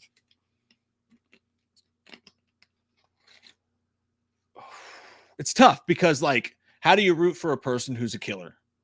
That's the only thing. Like, watching a Scream movie where you couldn't root for the victim or the possible victim would be really hard for me to get around. But I see your point, Noah. That's pretty fucking interesting. But I think that would be the kicker for me. You got to have a likable person. And if someone's murdering innocent teenagers, you're not really going to root for them very easily. But what if at the end Ghostface did win and you think the movie's over and then all of a sudden another Ghostface shows up and it's like, what the fuck? That could happen too. Dogma says, I honestly thought someone was going to get thrown off the subway train while it's moving. That would be brutal. Yeah, all the advertisement about the subway trains, I did think there would be a little bit more subway train action, but they made that scene so good and so scary, in my opinion, that it worked out. But yeah, I thought a lot more might be going on with that too. Du Hash Dufar says Stu needs to show he can be a leader like Billy. And again, I really think he can, man. Like, he was in high school last movie. Billy's dead. He's pissed. He's pissed because now he's smart as fuck. And he gave in to peer pressure. My mom and dad are going to be so mad at me. Funny enough that he mentions that, by the way. His mom and dad, in my opinion, are probably the ones who saved him and faked his death for him because he was a mama's boy. How many times in the franchise have they called him a mama's boy? Maybe she fucking got him out of that situation, by the way. The man they call. Appreciate it, dude. Austin, anyone else wish they could have had a drink with a hot film professor who knew horror better than any Scream character? Glad her killer died. Yes, that was the thing, Austin. Love me some Samara Weaving. Number 2, there's no way in fuck those two are killing off their super hot slasher movie professor if they're movie fans. C+ or no? That may have been the biggest qualm with the movie. They're not killing her. They love her in real life. On the Hunt, JHP Studios. What's up, jerk? Says, I was right, bro. Where's my StreamYard link? I don't know what you mean, but fuck yeah. Jose Hernandez, thank you, my friend. Appreciate that. The Truck Wash Bathroom Studios. That sounds like a kind of film I don't want to. Oh, I know what's going on here.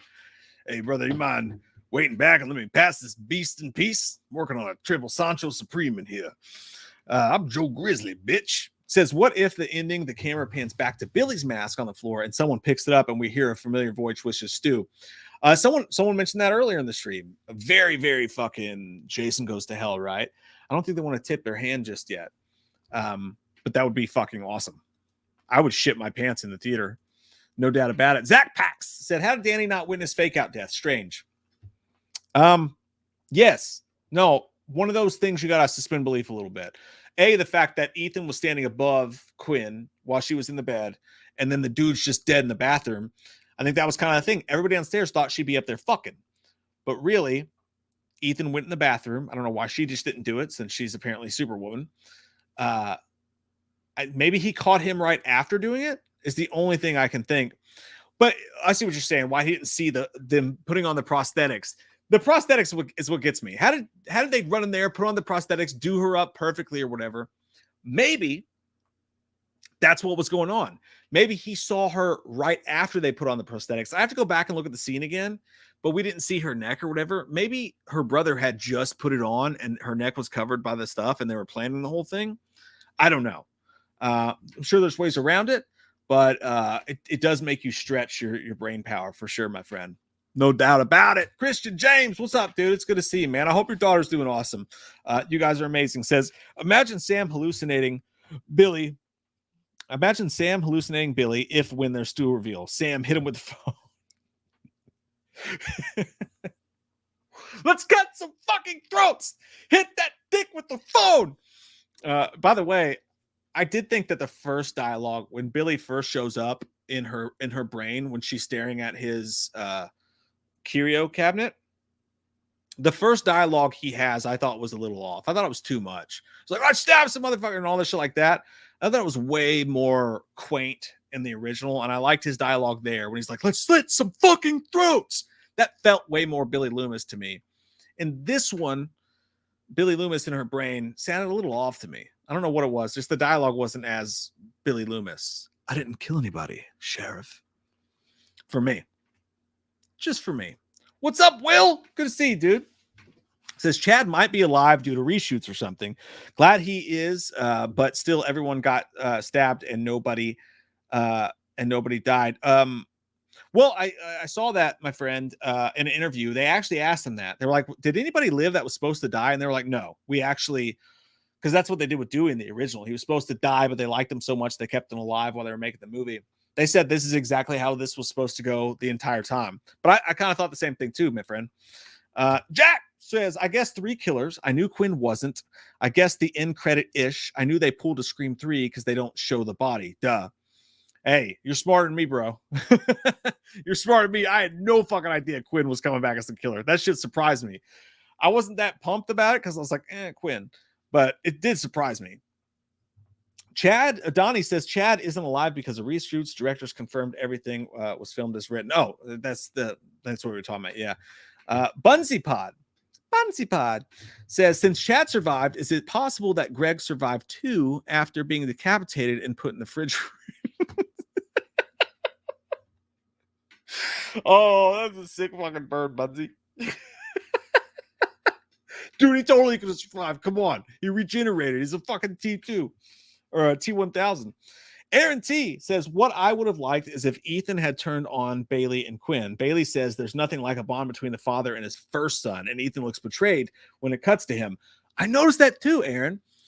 It was either a look of betrayal or like upset, like because he knew his dad loved Richie so much and it just upset him. It was one in between, but I thought the same thing.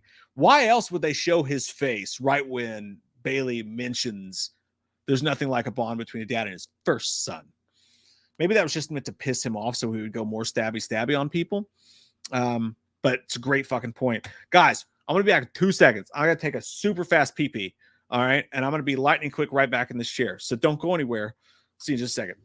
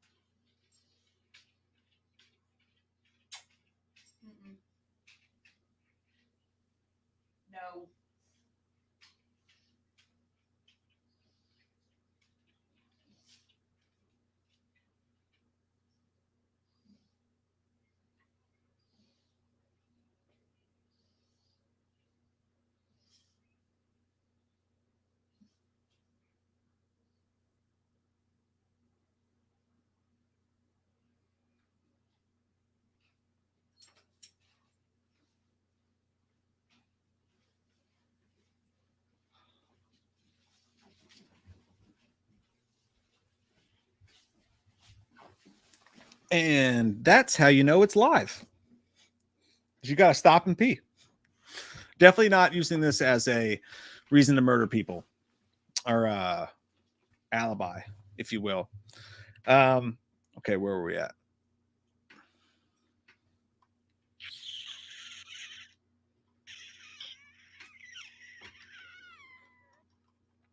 Chow says you were listening to Still Alive on repeat, aren't you? Dude, I'm not gonna lie to you. I listen to so much music. Like I listen to music. I'm listening to music right now. I listen to music when I clean. I listen to music when I fuck. I listen to music when I'm at the gym. Always have music. So when I find new music I love, I beat the shit out of it. You know. So honest to God, like the past couple of nights, I've gone to sleep and like songs like that or the Mike Shinoda song. I've been listening to them so much they're stuck in my head and I can't get them out. It's a legit thing. The songs that are good are really good. What's up, Woozy? Melissa Connolly, it's good to see you. Says, so did we think Kirby really got fired from the FBI for issues, or did Bailey lie about that to implicate her? Definitely a lie. Or was it? Maybe in the 7th one that comes out and we think it was a lie, but it truly comes out and maybe that's a part of the opening or something like that. Who knows? Anything could happen. And you know what I'm going to say? Everyone's a suspect. I think it was a made up lie, but we do see him legit ask somebody. It's a good point. In the police station. Hey, Jack, you look up Kirby's history back in Atlanta. You might be onto something there. Honest to God. Zay's podcast says Scream 6 killed it, and Spyglass is taking this franchise exactly where it needs to go. I loved Scream 6. It's tied with Scream 2 for me. That's 2 I'm struggling with, dude. I like them both so much. I don't know. I don't know where I'm going to go when I do my ranking. I don't know, but I love what they're doing too, man. We're so fucking lucky. We're so fucking lucky.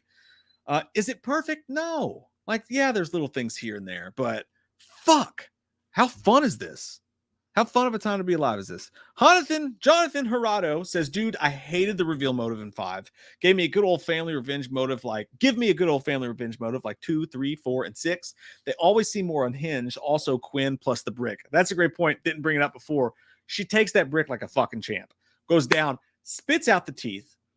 Let's be honest. If that were me or you hit me in the face with a brick, and I'm stopping the whole goddamn charade. Dad, look at my fucking face. We need to go to Dr. Dillon's, to the fucking dentist now. I just got my molar knocked out of my fucking face. Fuck this whole thing. You see this? Yeah, she was tough. You got to give it to her, man. I think we got to stop with their family revenge motives now. But I didn't mind it. I really didn't mind it.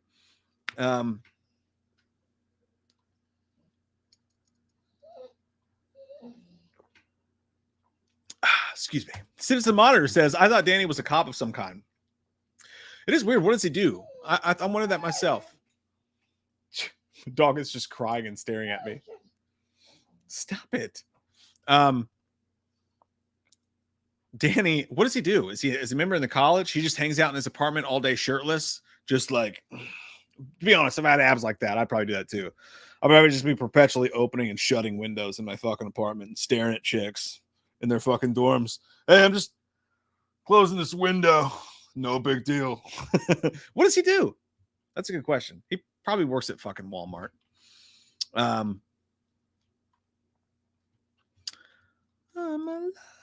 James McConville, thanks, my friend, says, definitely think Chad should have died. The kill was so epic and would have went down as legendary death in the franchise. I'm torn on that because I really didn't want Chad to die. Take that death, do it to someone else. Because I agree with you. It was fucked up the way he was just like taking them shots. It was dark. And they kind of nerfed it a little bit at the end there. I totally agree with you in a way. Sis Monitor says, following Arrowhead's point, killer POV scenes. Yes! That's a really good fucking point, dude. The way they handled those cameras and shit in those moments was sick. Oh, by the way, amazing point by Cat Monroe, which is just a cool name to begin with. Kirby had to have a bulletproof vest on, right? She got shot like 9 fucking times. And also, one of the biggest problems I thought in the movie that nobody ever brings up is after all the shit goes down, Sam and Tara just like sit down and they're like, oh, what a day. You doing all right?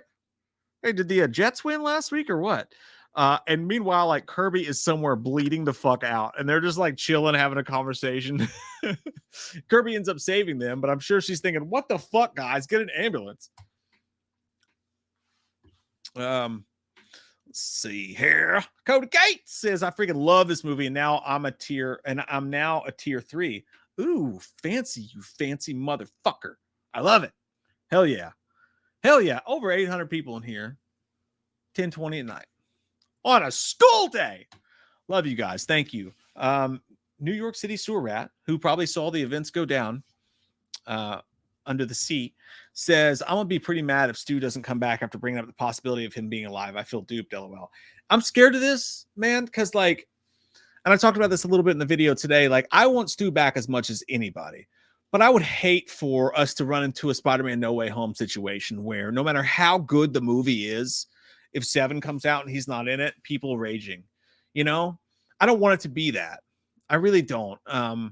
So I totally understand where you're coming from. At this point, I want it really bad too. But at the same time, I want them to be able to have the chance to make whatever movie they want to make and not be forced to do this decision. And I would like if they make a really good movie for us to be able to enjoy it and not just be mad about the Stu thing. But I do get where you're. I mean, I want it bad too, man. I just don't want to let it dictate whether we like what they do with the rest of the franchise or not, because you know how things get with stuff like that. Drac, fucking thank you, man, or whoever you are.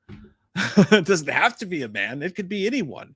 The possibilities are endless. That's huge. Thank you so much for that.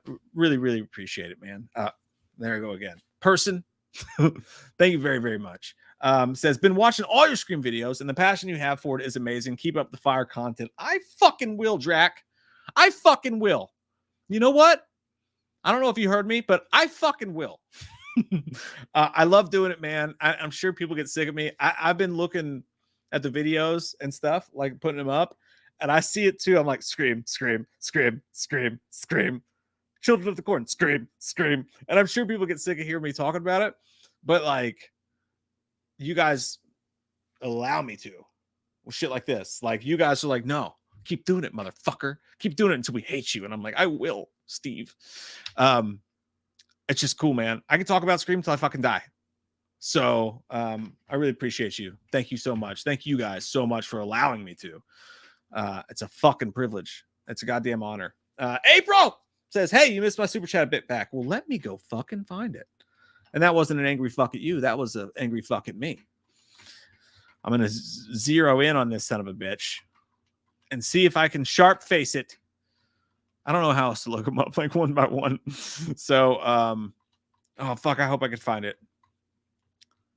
You guys are being so awesome tonight. It's actually hard to keep up, which is not a complaint. It's a fucking honor. It's an honor. I saw some people, by the way, while I'm looking for this, I saw some folks say, why would, if Stu was the person who killed Dewey, why would he say it's an honor? That seems like something that, why would Stu say that? That would be a newcomer that said that. And to me, I'm thinking, no, I think the exact opposite, my friends. I think that Stu would say it's an honor because Stu killed Dewey's sister. Who knows if Stu looked up to Dewey, him being a cop and all that, and Stu was a little bit younger. We didn't really know a lot about Stu and Dewey's relationship. So either it could be like, it's an honor to kill you after killing your fucking sister, after having sex with and killing your sister. There's multiple ways that could go. I think it's actually kind of weirder that Amber would say it's an honor when she killed Dewey. She wasn't really obsessed with the movies the way that Richie was.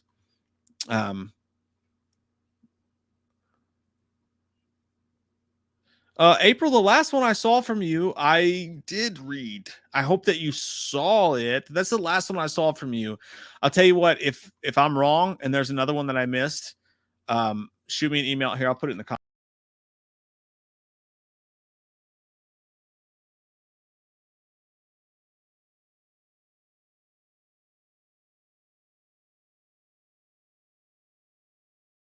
Hey, you guys still here?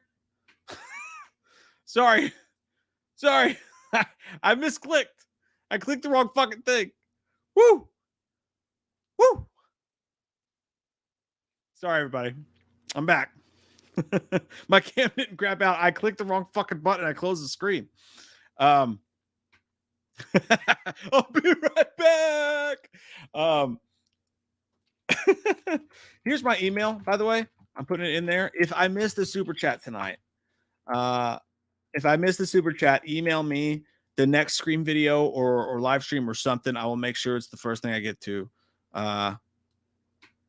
Billie Eilish just came on my headphones. I know I'm old, probably too old for that, but what are you going to do? What are you going to do? I like it. She might whisper a little much for my tastes. Here's a problem I'm having. Here's the technical difficulty I'm having. Now that it poofed out on me and I went back, it's not letting me go back for the old super chats. I'm going to have to figure that out. Give me 1 sec. We're going to figure it out. We're going to figure it out. I'm going to catch up with these ones right here and then start going back as well. Jordan Collins says, hit that like button. I appreciate that, my friend. Thank you very much. And I agree. The more you guys click like on the videos, the better they do. Cheyenne, thank you so much for the super sticker. I really appreciate that. Trey filmed it because he fucking filmed it. And he looks like Trey from Green Day, kind of. Says, what's up, Mike? Love you guys. If Stu is still alive in 7, do you think Stu tries to convince Sam to kill with him, assuming since he knows Sam is Billy's daughter? Get it up! Anything's possible. And that could be a theme that they go with as well. And it might work. Having Stu, they could actually go with this whole thing where he's leading her along. And then at the last second, when he wants her to kill her sister to prove himself to him, she snaps and goes, no, I can't do it. And has a very Batman Begins moment. There's so many different places that storyline could go, man. So many places. You're absolutely right. For sure. Nero Borgata 26 says, Mike, do you think my Stu idea of him chasing Gale instead of Quinn because of the cast iron skillet to the face, which makes sense if someone has steel plates in their head and face? Yeah. I've seen that said, like the way Ghostface took that steel shot means they have steel irons in their face. It would be clever as shit. The way the Scream franchise works, though, people just take shots like that and get up and keep moving. The way she had her teeth knocked out, for sure. But way what you said totally makes sense, Nero. I get you. I'm with you on that. It's actually really smart of you to think of that. Omni 432 says the director stated today that Stu could return. I saw that, and in the video I put up today, I put up a little blurb about it. They said they're kind of talking out of both sides of their mouth. Which, if there's a chance Stu comes back, you expect him to, right? But they said, yes, the TV kill was to prove that someone would die if they got killed by a TV. But also, with Gillett behind the keyboard, Stu could come back. Anything could happen. So they once again just kicked that fucking door so wide open, my man. Aaron, thank you so much. Says, also completely irrelevant, but Ethan wearing a RuneScape Halloween costume. Of course he's the token incel slasher with daddy issues. I don't know what RuneScape is. I just thought that was like a generic outfit. But you know how they do in this thing. There's a reason for everything, including apparently Chad just being named Chad, right? For sure. Phil Bonick 309 says maybe in 7 they will use some of 3's original script. Dude, that would be awesome. And it would be really like a deep thing for the deep fans of this franchise, like most of us here, like the people who really follow it closely. So many people would see that storyline happen and just be like, oh my God, they never heard that the script of the following used to be the script from Scream 3. We would know, but it's just a beautiful thing between the Scream franchise and hardcore fans. I would be super into that. Just like I'm super into all of you. Dan Murphy says Scream 6 was so close to nailing it. Better than 5. But one of the core 4, Gail Kirby, needed to die. Needed higher stakes. But damn, the first 2/3 of the movie was fire. New Yorker in the store. There's a line here to the mass killer with the knife. I'm so jealous of people who didn't see the trailer. Buddy we're talking to in here, Will, mentioned, he's like, hey, you didn't mention the gas station kill in your review. And I'm like, well, that's just because I saw it so many times in the trailer. But then I thought, how cool must that gas station scene have been if you didn't watch the trailer? Like that, dude. And we do this, like we pick apart these trailers so much that we almost don't give the movies credit for the moments that were in the trailer. Add the gas station scene to all the other badass surprises as if it was you saw that all for the first time as a whole. It just makes the movie that much fucking better, you know? Imagine if you never saw a gas station scene before and just watched it in the theater. Holy tit sauce. But that being said, I think that they can nail it, Dan, without it being perfect. I think both can be true. Like, I feel like they did nail this movie. It's not perfect, Did we ever expect a 10 out of 10?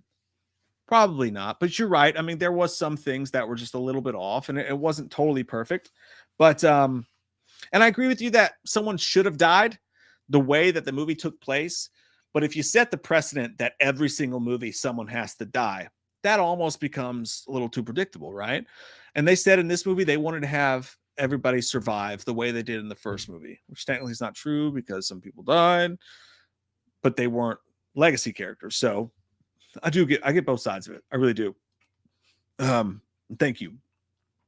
Gary says someone on YouTube called Richie a pervert because they thought Sam was a teen like Tara. I must admit, I forgot she's not Tara's age. It makes it weird when they say she went to school with Kirby, who looks older. Yeah, that's a good point. And when Kirby's like, hey, and she's like, hey, we went to school together. That's another thing to think about too, Gary. Is there, with Scream, you got to think maybe there's a purpose to everything they're doing.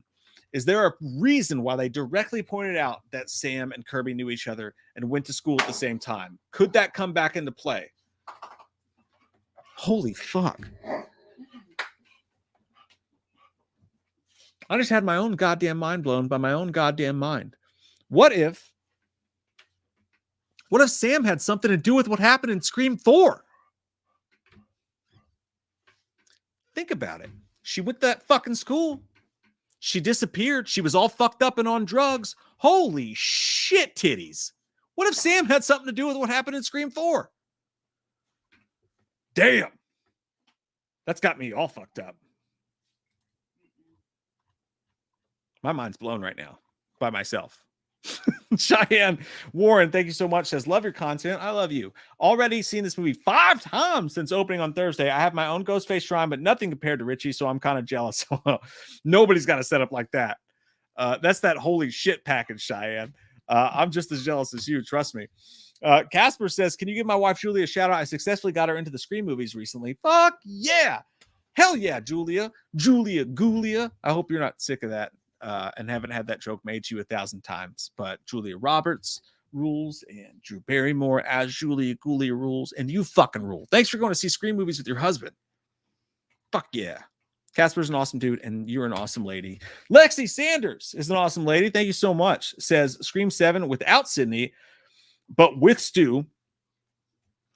He planned all the events since 5 to prove he isn't inferior to Billy, and he isn't just a sidekick. Also, revenge on Billy clearly for turning on him in Scream 1. I agree with that because, like, what if you need to get revenge on somebody? Like, you need it. Like, you live and fucking breathe. And that person's dead, and you didn't get to kill him. What do? You go after their fucking daughter, right? So, of course, he would go after Sam. That'd be his motive, even if Sydney's not around. E1M1, thank you so much, says Amber is underrated. Her reveal was badass. She did what every other Ghostface failed to do by killing Dewey. E1M1, but here's the thing. In my opinion, that wasn't Amber. That was Stu in that scene. But if it was Amber in that scene, you know, what have you. But I do think her reveal was really good. She had a very Stu atmosphere to her. She was electric. She was over the top. Her running around on fire with the hand sanitizer. I think the actress did a great job. I don't hate Amber. When you say that you don't think she could have been the one to kill Dewey, people think you hate her. I don't at all. I think she did a great job. The actress did.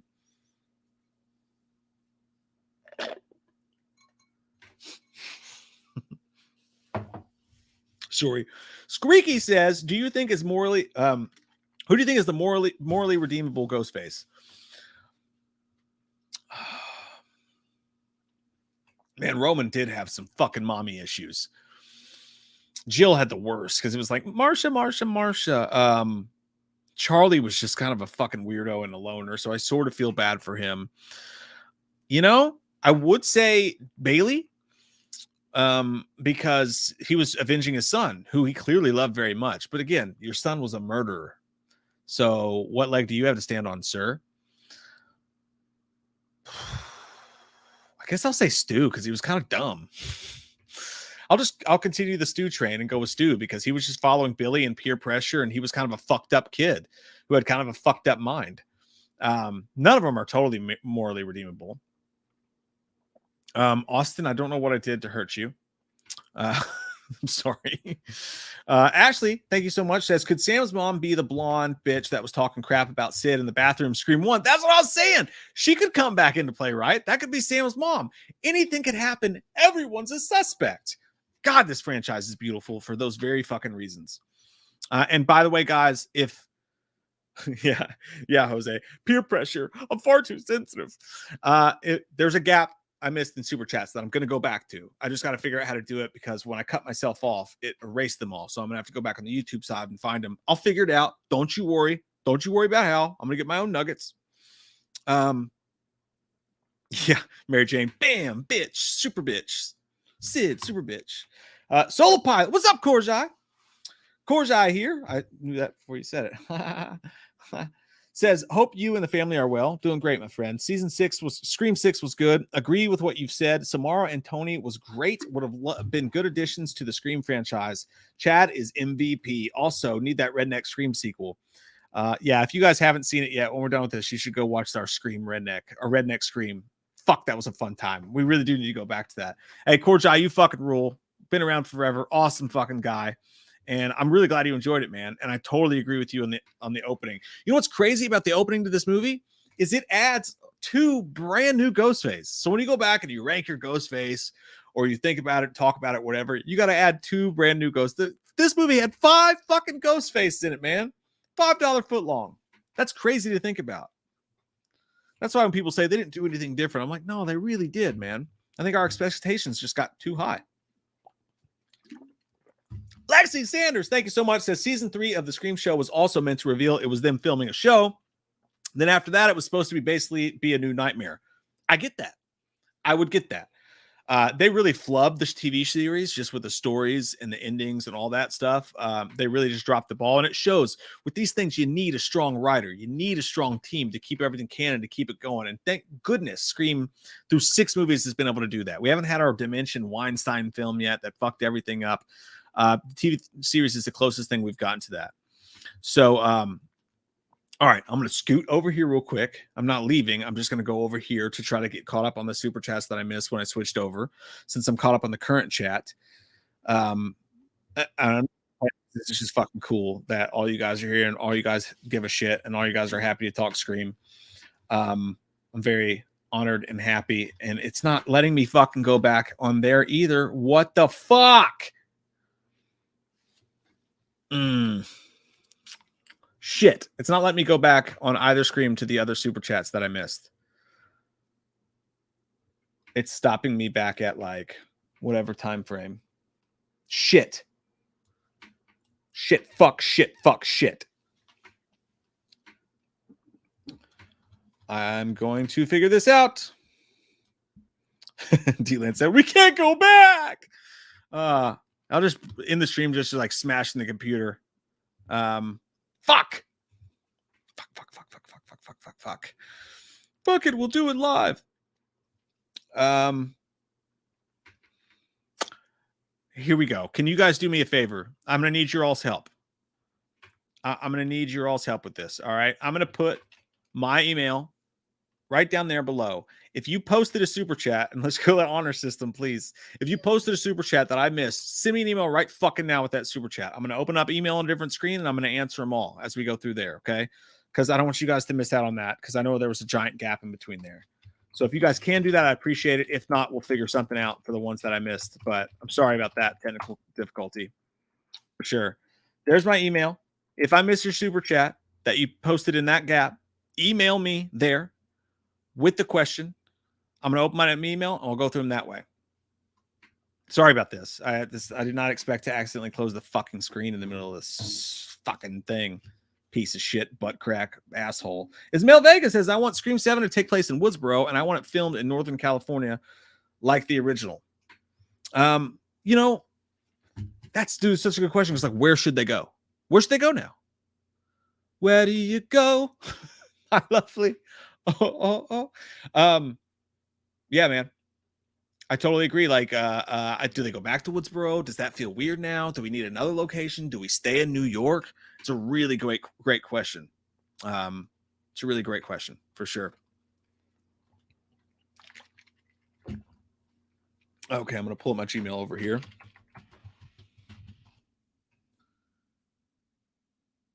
Okay, I got nothing yet from you fine folks. And look, what I'm going to do is just whatever I don't get on here tonight of the super chats that I missed, I will even I'll figure something out. I'll figure something out. If I go live tomorrow just to answer those super chats or whatever, I'm not going to miss those. You guys send them to me, and I want you to get your super chats read. So sorry about this. Did I maybe I didn't even miss any. Maybe it just, I don't know. Jordan Connolly says, what if Scream 7 starts off right where 6 ends? And it could. And then they're still in New York, and we're going through that. You still got Gail in the hospital, right? You still have Mindy hurt. You got Chad definitely going to be in the hospital for a minute. So if you needed to focus on other characters, you could, but I almost don't want them to. Don't Jamie Lee Curtis Chad, and have him not be a part of the movie. But yeah, that's an option. That's a total option, Jordan. I appreciate that, man. Loki says, now that you mention it, if Sam and Kirby went to school together, that means that she potentially knew all the characters from 4, including Jill and Charlie, and maybe even attended the Stabathon. Now I see something red. What a beautiful way to fucking put that. Dude, that's got my mind blown. That has my mind fucking blown. Melissa Barrera's character, Sam, when she was fucked up, on drugs, going through crazy shit, who's to say she wasn't involved in Scream 4? That's nuts. That's fucking nuts. I love it, Loki. Hell yeah.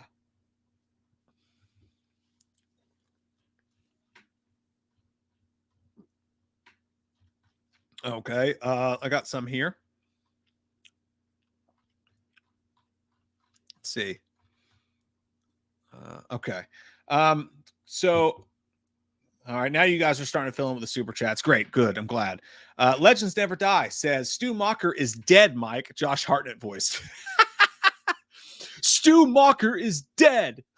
That's not the Josh Hartnett at all. What was it? Michael Myers is dead. I'm going to Yosemite. Stu Mocker is dead, Mom. Thanks, Legends Never Die. Mike D, I appreciate it, man. Doshi Gaming said, have you seen the end credits? It was so funny. Oh, great point. So the end credits happened, right? I was so mad.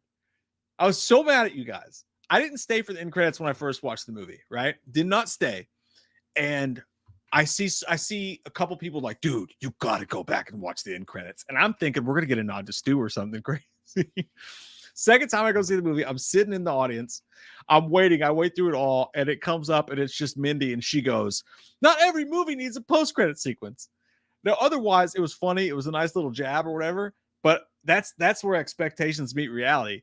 The way people were talking to me about it, I thought we were getting something crazy. And I literally went, oh, what the fuck? But it was a good joke.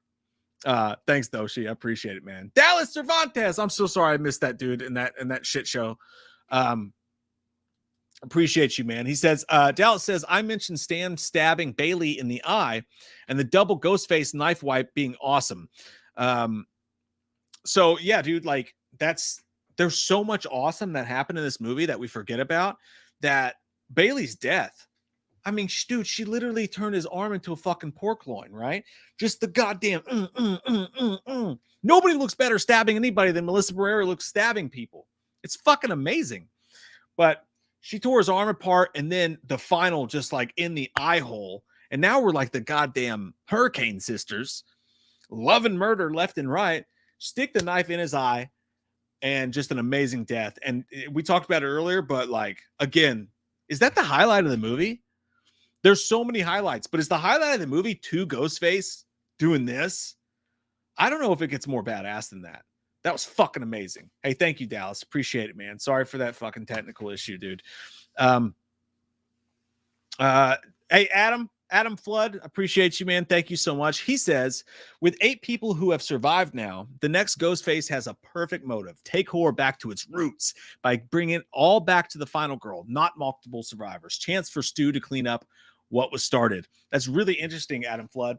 Think about that. What if that is the next Ghostface motive?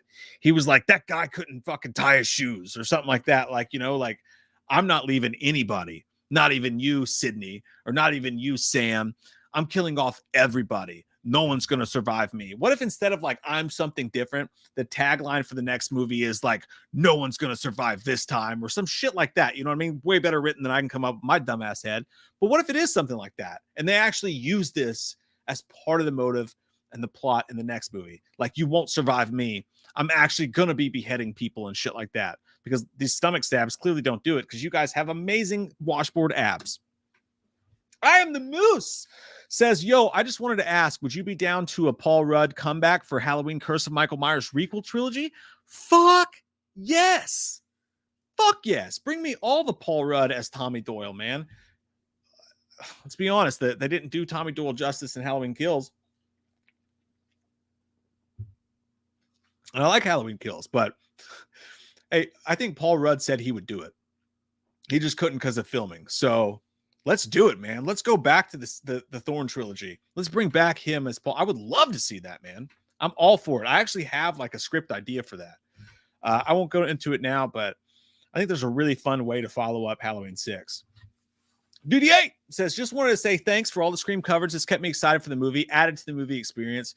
Man, thank you. And again, thank you guys for doing this with me, because without this amazing fucking group of people in here right now, partying with me tonight and following me on this whole road, I wouldn't be able to talk this much about it. And it's a true love and a passion for me. I love every second of this shit. So thank you guys for giving me a reason to talk about it.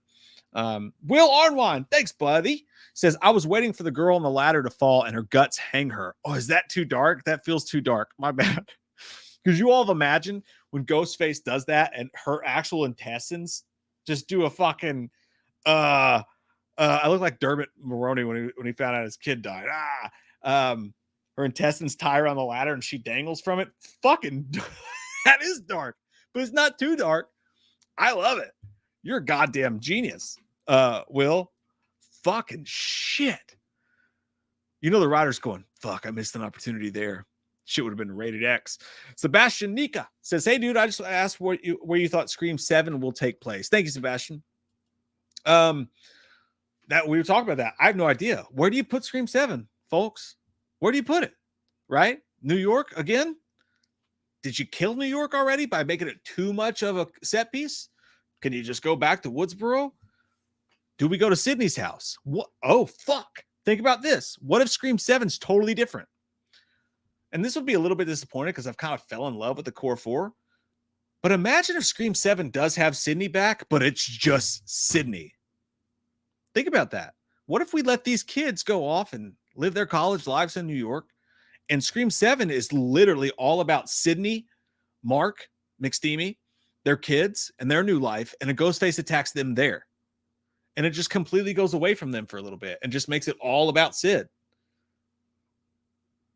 How do you feel about that? You guys are coming up with some amazing fucking ideas. Some amazing ideas. Doshi says, I wouldn't mind if Ghostface surviving, like in that one Saw movie where the killer uses a glass to escape. I've been saying that the whole time about this one. I thought 6 was going to be the one where we caught a Ghostface and a reveal happens, but a Ghostface gets away as well to really subvert expectations. But I guess if we guessed it, we're not subverting it enough. But maybe that's still on the board, man. Maybe that could still happen. Jessica Avalair, thank you so much, says, I thought Ghostface was really badass. What would you like to see Ghostface experiment with different weapons in future films? Dude, so we've seen a garage door, right? Mini knives. We've seen the ladder heights. Fuck, what else have we seen?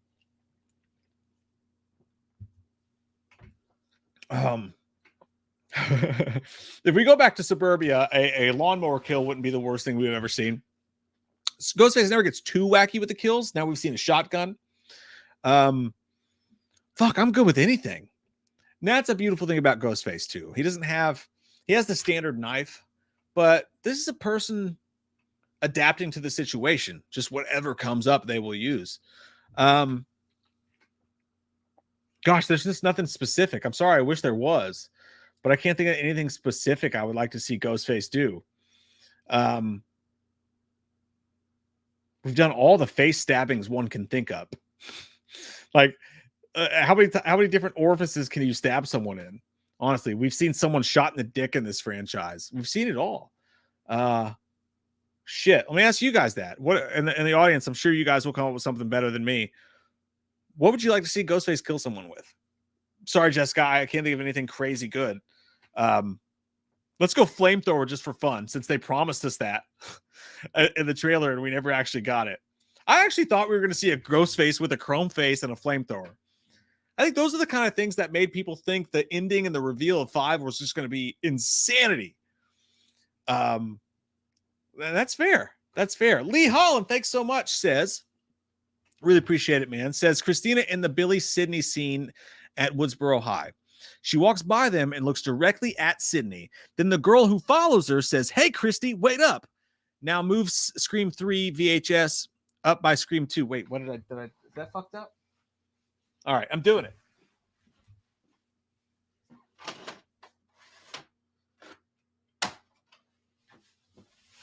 Consider your OCD feeling a little bit better right now. You deserve that for me fucking up the super chat situation. But yeah, dude, and that's the thing, Lee, and everybody. There's so many characters when you go back and watch Scream 1990. Do me a favor, do it for yourselves, do it for fun. Go back and watch Scream 1996 and just count the many fucking people in the background, different characters, the sheriff to fucking Billy's dad, everybody. There were so many people. If the franchise really wants to go back and pull from, they can. Everybody's a suspect. It's real. Randy might have the truest fucking statement in this whole franchise.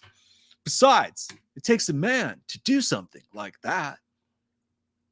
Greg Muniz, what up, dude? Says, in the Scream 1996 movie, when Sid runs into Billy, a girl says, hey, Christy, wait up. It's so funny, dude. That's exactly what they just said. I think Christy is Sam and Tara's mom. It could be fucking Christy. I see what you guys are saying now. That could be it as well. Dude, it's so fun. It's so fun.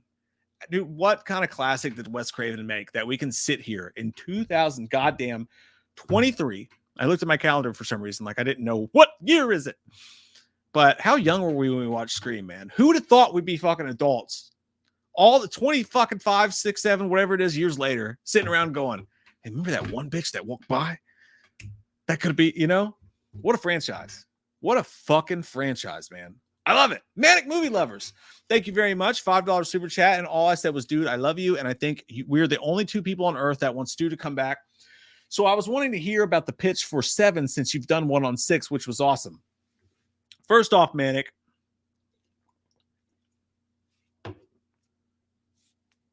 we are not alone in the universe. A quote from another Matthew Lillard movie, SLC Punk. 2 punks alone in the universe. So many people want it. They really do. It's just the detractors of it are way louder, I think, than even the Stu people are. But I got to think about it, man. I sort of put up a video kind of touching on it today where the Stu theory kind of sits right now. But I'm going to let it percolate and let some news come out about Scream 7 and really think about where they could go. Because I think if Sydney comes back in Scream 7, Stu Watch is fucking on. That's what I'm going to say right now. It's all about whether or not we see Sydney come back. Sydney may have to come back for Stu. She may not have to come back for Stu. Maybe it's not about Sydney. Maybe it's about getting payback on Billy by killing his daughter. But the first clue we'll see is if Sydney's back. Watch for it. But I really got to think about that and percolate and really think hard on how they could do that. And I'll probably still be wrong, but it'll be fun. It will be fun. John, thanks so much, says, my super chat was just me pondering how an FBI agent and reporter that just wrote a book on Ghostface not know who the father of the killer is. Well, think about it this way. And you got a good point. But think about it this way. How do you really know? Like, so they all knew who the father was. Like, it was common knowledge that Detective Bailey was Quinn's dad. But this all happened in like a day or two, right? This is over a couple days. So it's not like they could go, every single person, here's this Ethan kid with this weird hair. Let's find out who his parents were. Now, maybe fans of the Scream franchise might have. And maybe if you gave Gail 24 more hours, she would have too. But it all happened so fast that they probably didn't have time to start doing background checks and figure out whose dad's what and whatever. They're dealing with bodies and shit left and right. But I do get your point. I totally do, man.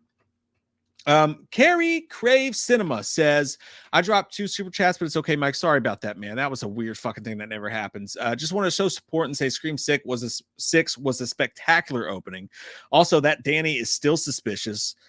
Don't be suspicious. I think he could be the killer possibly in 7. Also, Danny is said to be an aspiring actor, it said in character descriptions. Oh, fuck me running, Carrie Crave Cinema. I did not know that. If fucking Danny is an aspiring actor, stab movies, anyone? Motive? Hell fucking oh. Like, fuck me, wow. That would make total sense. He would be number 1 on my radar too. Dude's trying to get a fucking stab movie. Anybody who's an actor has anything to do with movies is one of the first people on your fucking list, as Mindy said to Ethan, or top of my list or whatever. Danny's suspicious because he's in shape. He's handsome. He looks like he could fuck some people up. And I think that's why Chad especially was such a dick to him. He's like, go, go, go, go, go, go, go, go, go. I felt actually bad for Danny a couple times in this movie. But you make a good point. And thank you very much, my friend. Corbin Nay says, I have a theory that Stu will somehow reach out to Sam over internet or something and recruit her into becoming Ghostface and recreating the first film. Dude, it wouldn't be that crazy because Sam's struggling already. She's already struggling. Maybe Tara breaking off her relationship with her and going off to live her life or whatever would be the last step that could like send her crazy. And then all of a sudden Stu shows up. Maybe Stu's just waiting for that. You're not wrong. You may not be wrong. It's a good idea, man. It's a really good idea. So John says, I meant Richie based on oh, no. Oh, okay, I see what you're saying. Not know that. Oh, I see what you're saying. So John meant like, how would Gail and Kirby not know that Detective Bailey was Richie's dad? They investigated for the book and all that shit like that. It's a good point. That's a good point. That's I'm not gonna lie, man. That's a good point. That would take some explaining, Lucy. That would take some explaining for sure. I'll go back to the chat and go some current super chats to catch up.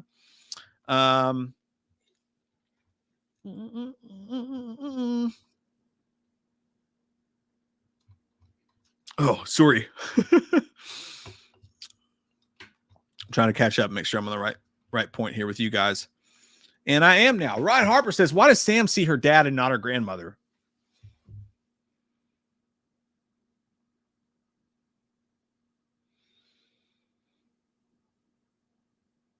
That's a good fucking point. That's a good fucking point. They should do that. They should get her to come back. The lady from Roseanne, right?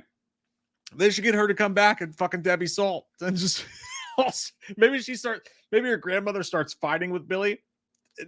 A whole Bates Motel thing going on. Oh shit, that'd be funny as shit. You made a good point though. Maybe they should do that in the next one. Just throw it up there. Why the fuck not? Oh shit, that's funny. I didn't even think about that. I bet nobody did. You're smart. Omni 432 said, do you think Kirby will replace Gale? No. The question to me is more who dies first, Kirby or Gale. I think one of them's going to die. When you look at the fact that nobody died after being stabbed 1,000 goddamn times in this movie, Kirby or Gale are on the fucking block. They just are. Especially since this Core 4 is so interesting.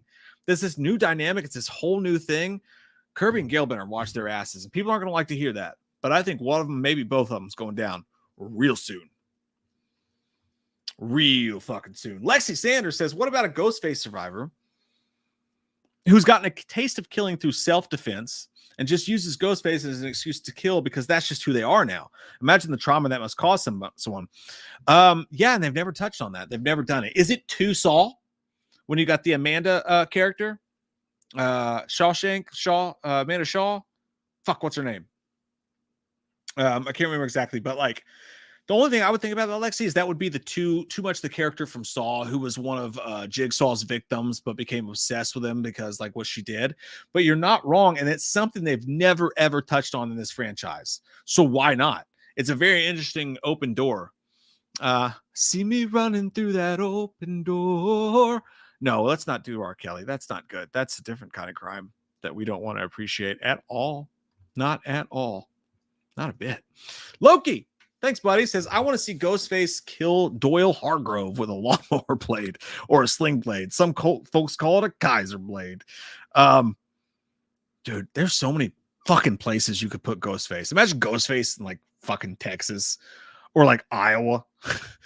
Ghostface in Iowa killing people with a fucking scythe like Michael Myers in Halloween 5. I'm so intrigued with where the fuck Ghostface goes next. We might be onto something. He may go to wherever Sydney is, and we might take a break from this current cast. That's a way to keep the core four around and alive. What if the stories are separate and like there's one story going on where Ghostface is attacking Sydney and the core four is surviving another Ghostface?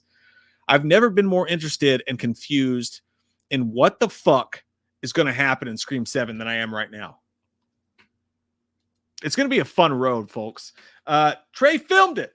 Was talking about this with a buddy of mine the other day. If Wes was still alive, what do you think his opinion would be on these new films? Buddy, I think he'd love them. I think Wes, dude, he just seems like he's always been a great guy. As far as what I can tell, the only time he really complained about what people did with his movies and his IP is what they did with Nightmare on Elm Street, where they just ran with it and just did whatever. And think about what the guy on Nightmare 2 said about Nightmare. And I love Nightmare 2. I thought that movie fucking ruled. I think it's underrated as shit, and I think it's one of the best in the franchise. But to be fair, the guy who directed Nightmare 2 talks shit about Nightmare 1 and shat all over it. So if you're Wes Craven and you see that, of course, you're going to go with the route in your brain of fuck sequels to my goddamn movies, right? So he always kind of seemed like that, but then he still came back around. He wrote a copy of Nightmare 3, right? He wrote one take on that. He ended up doing Nightmare 7. Wes has never, apart from stuff like that, been that crazy mad. He's not been John Carpenter about his sequels. And I think if he watched Scream 5 particularly, I think he would have loved it. I don't know the guy. I'm completely paraphrasing. It could be totally out of pocket for me to say that, but you asked. If I had to guess, I would think that he would love it just based on his general temperament as a person and how good these movies fucking are. He'd probably just be fucking ecstatic, which makes me wonder if the Nightmare on Elm Street people are watching what's happening with Scream. Why are they not saying, oh my God, this isn't the 80s anymore. The people who are making these movies are doing it out of love, not for money. Let's give them this property and let them honor Wes Craven and what he did. That's what I'd be thinking, at least, if I was them. Ashley Johnson said, I really want Stu to come back, but now I feel like it won't be as shocking. You got a point. There's something to be said for the fact that we've all talked about it so much that if they did, it would just be fan service and it wouldn't feel real. It's a real fucking issue. And that's why I'm really starting now to be like, where it felt like for so long we had to fight, Stu Truthers had to fight to like get people to even believe it's possible. I'm starting to pull back now and be like, hey, but if they don't, let's not judge the movies on it. Because I don't want it to be one of those things where if you don't bring Stu back, it sucks. I don't want to be a part of a movement like that. Like the release the Snyder Cut thing was great, but now they're like doing it with everything and they're going too far. It's like they released the movie, man. Move on. I would hate for Scream to be something that toxic. So I'm really with you. I want to see it, but I'm not going to hate it if they don't do it. The real Michael Myers, thank you so much. Said, hey man, my last super chat got missed as well. I'm sorry about that. I will figure out if whoever didn't email me their missed super chats, I will find a way to get yours read. I promise. I'm so sorry that happened. Hey man, my last super chat got missed as well. Just wanted to say, when you went pee earlier, we heard you peeing. No, I don't fucking believe you. My bathroom is at least 15 fucking yards away. Did you guys really hear me fucking peeing? I swear to fucking God. Oh, fuck. There goes. They might demonetize us for that one. I don't believe you. No fucking way, dude. No fucking way. Oh, I really hope not. I'm not embarrassed. I just hope that doesn't actually appear on here. Dan Murphy says, wham, video idea. Scream character bracket. Woodsboro region, in Y region, New York region, Hollywood region, Windsor region. Scream character bracket. So like you mean like, like a March Madness thing. The best characters by region. That's kind of fun. I'm into that. We do need to do something for March Madness too, don't we? That's pretty cool. That's fun. I dig it. East Coast Canadian says 7 stab equal shot in Woodsboro. Townsfolk revolt. So they decide to shoot there where it happened, which is obviously a dick cunt move. Town revolts. Maybe someone starts killing people off in respect of Woodsboro. I see where you're headed. I see where your brain's at. I'm thinking. My face is going there. I'm looking through the comments now. See, did y'all really hear me pee it? No way. Oh, you really did hear me pee. Oh.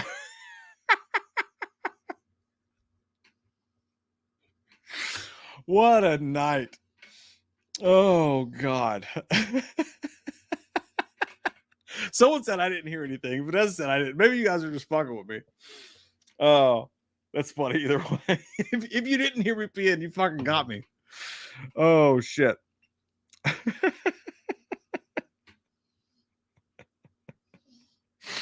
Oh, what a goddamn trip.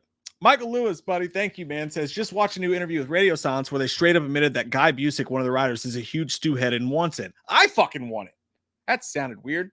That's awesome. Guy, be my fucking guy. Make it happen. You tell those sons of bitches and that curly-headed fuck Radio Silence you want it, so he needs to give it. I love you, Radio Silence. I'm just kidding. Ooh, by the way, real quick, before we go, did anybody else notice on the subway when the lights were flashing really quick? Did anybody see what looked like hella? Chill. Stop staring at me and making that weird noise. You're scaring me. I'm honestly scared right now. Stop. This will be my last stream because my dog's literally going to eat my face tonight. Anyways, did you guys notice the director? One of the directors was on the train. I'm pretty sure I saw his like curly head and his glasses right there real quick.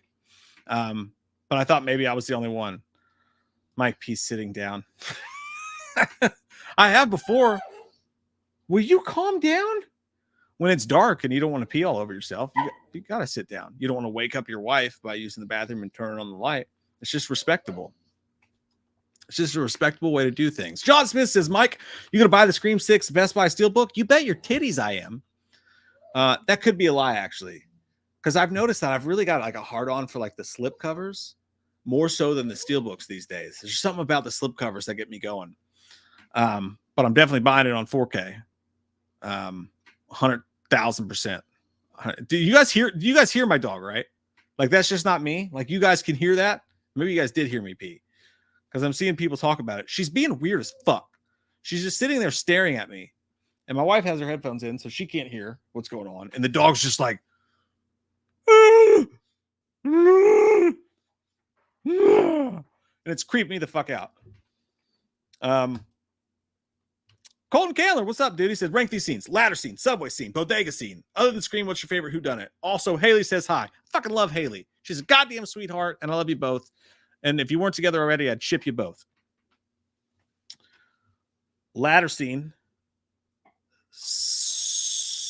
Bodega scene, if I hadn't seen it in the trailer. That kind of nerfed it, but real time, just scoping it as a whole. Subway scene. But all three of them, dope as shit. Subway scene, actually fucking scary. You got to give it credit for that. It's one of the only times I've been scared and screamed. You hold your fucking tongue. It's one of the only times I've been scared and screamed for a long time. Was the subway scene. But favorite whodunit?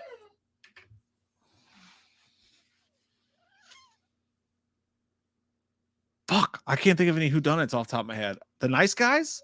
Does that count? Fucking Knives Out. That's not that fun. Nice Guys was a really fun. I'm just gonna say Nice Guys, but there is a better answer somewhere deep down if I could think more, for sure.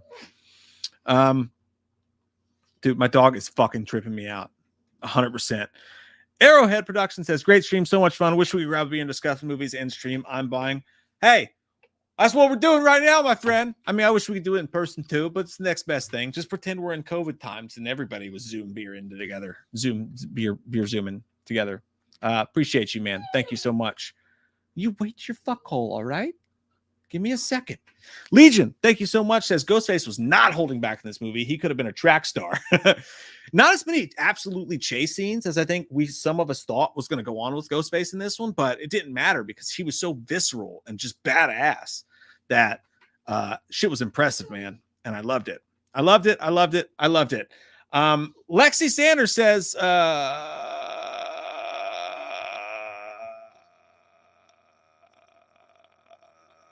Lexi, I think I answered this in a different version of it, but she says, just in case I didn't, she says, hang on. Hey, Kate.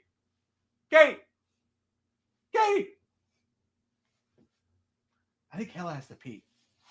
She keeps staring at me and like whimpering. And look how creepy she's being. I think she has to go to the bathroom.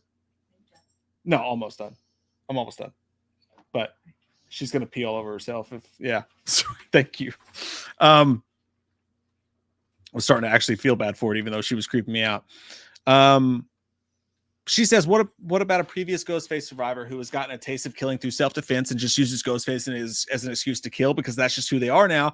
Imagine the trauma that can cause some people, like we see Sam and Tara struggling at throughout 6. What if someone couldn't just deal and just snap? Like Joker says, it only takes one back day. That does tie into also, once again, 666 viewers. Satan! Both of those count as Sam, right? Or Sydney even. Like, I've been through this so many fucking times. I'm just losing it. And the only way to not be killed is to fucking kill. Sure, you could totally do something with that. I wouldn't want to see it for Sydney for sure, because it would lessen her plight. And we're getting to the point where Sam's been through enough shit. If she becomes a killer, it's actually going to lessen her plight too. So it's going to be very interesting what they do. I really don't know what the fuck they're going to do with Sam. They keep hinting at it, but do you really want them to do it? I don't, I don't know. It's tough. It's just tough. And what are you going to do? I don't know. But hey, I appreciate that low body fat. And I'm happy for you that you're taking care of your body and yourself. Good for you. I'm trying. I've been eating so good lately. I've got the poops. All right, guys, I'm going to go. I'm going to help take my dog out. Because it's cold outside. And I don't want to, I'll tell you this. Fucking butt-fuck shocked this many people showed up and listened to me pee. And that you guys hung out with me tonight. This many people. Fucking amazing. I am humbled and blown away. And the luckiest dude on earth. I get to talk about fucking movies for a living. Because of you fucking awesome folks in here. So you guys are goddamn beautiful. I'm thankful for every single one of you guys. And if you didn't super chat, thank you for showing up and hanging out too. It's not just about that. Loki says, this one's for your dog. Who's a good dog? Who's a good dog? If I did that, she probably would have actually ran over here and peed on my head. Kyle says, least favorite kill in the Scream franchise. Love the stream. Thank you. Least favorite kill in the whole franchise. Dewey. Fucking Dewey. Don't you dare. You leave my little dewdrop alone. That's definitely my least favorite. It's not the worst kill. They did it well, but fuck that kill. Fuck it to the moon. That sounded weird. Fuck it all the way to the moon. Guys, this has been the fucking best. I had a blast. I love you so fucking much. And again, I'm going to put it down here one more time below. If you rewatch this and because of what happened, you did not get your super chat read, send me the email. If I have to do a whole stream just to answer those and redo it again tomorrow, something like that, I will. Again, I accidentally closed the tab. When I brought it back up, it wouldn't let me go back into the past. And then the live YouTube feed wouldn't let me go back in the past. I hope I got as many of them I could through email, but if I didn't, I'm so sorry. I'll find a way to get those read for you and done for sure. And, you guys fucking rule. So tonight's been amazing. I am so thankful for you guys. This has been amazing. More to come. So many more Scream videos. So much more shit to do. Have a great fucking week, you guys. I love you so much. Good night. Thank you.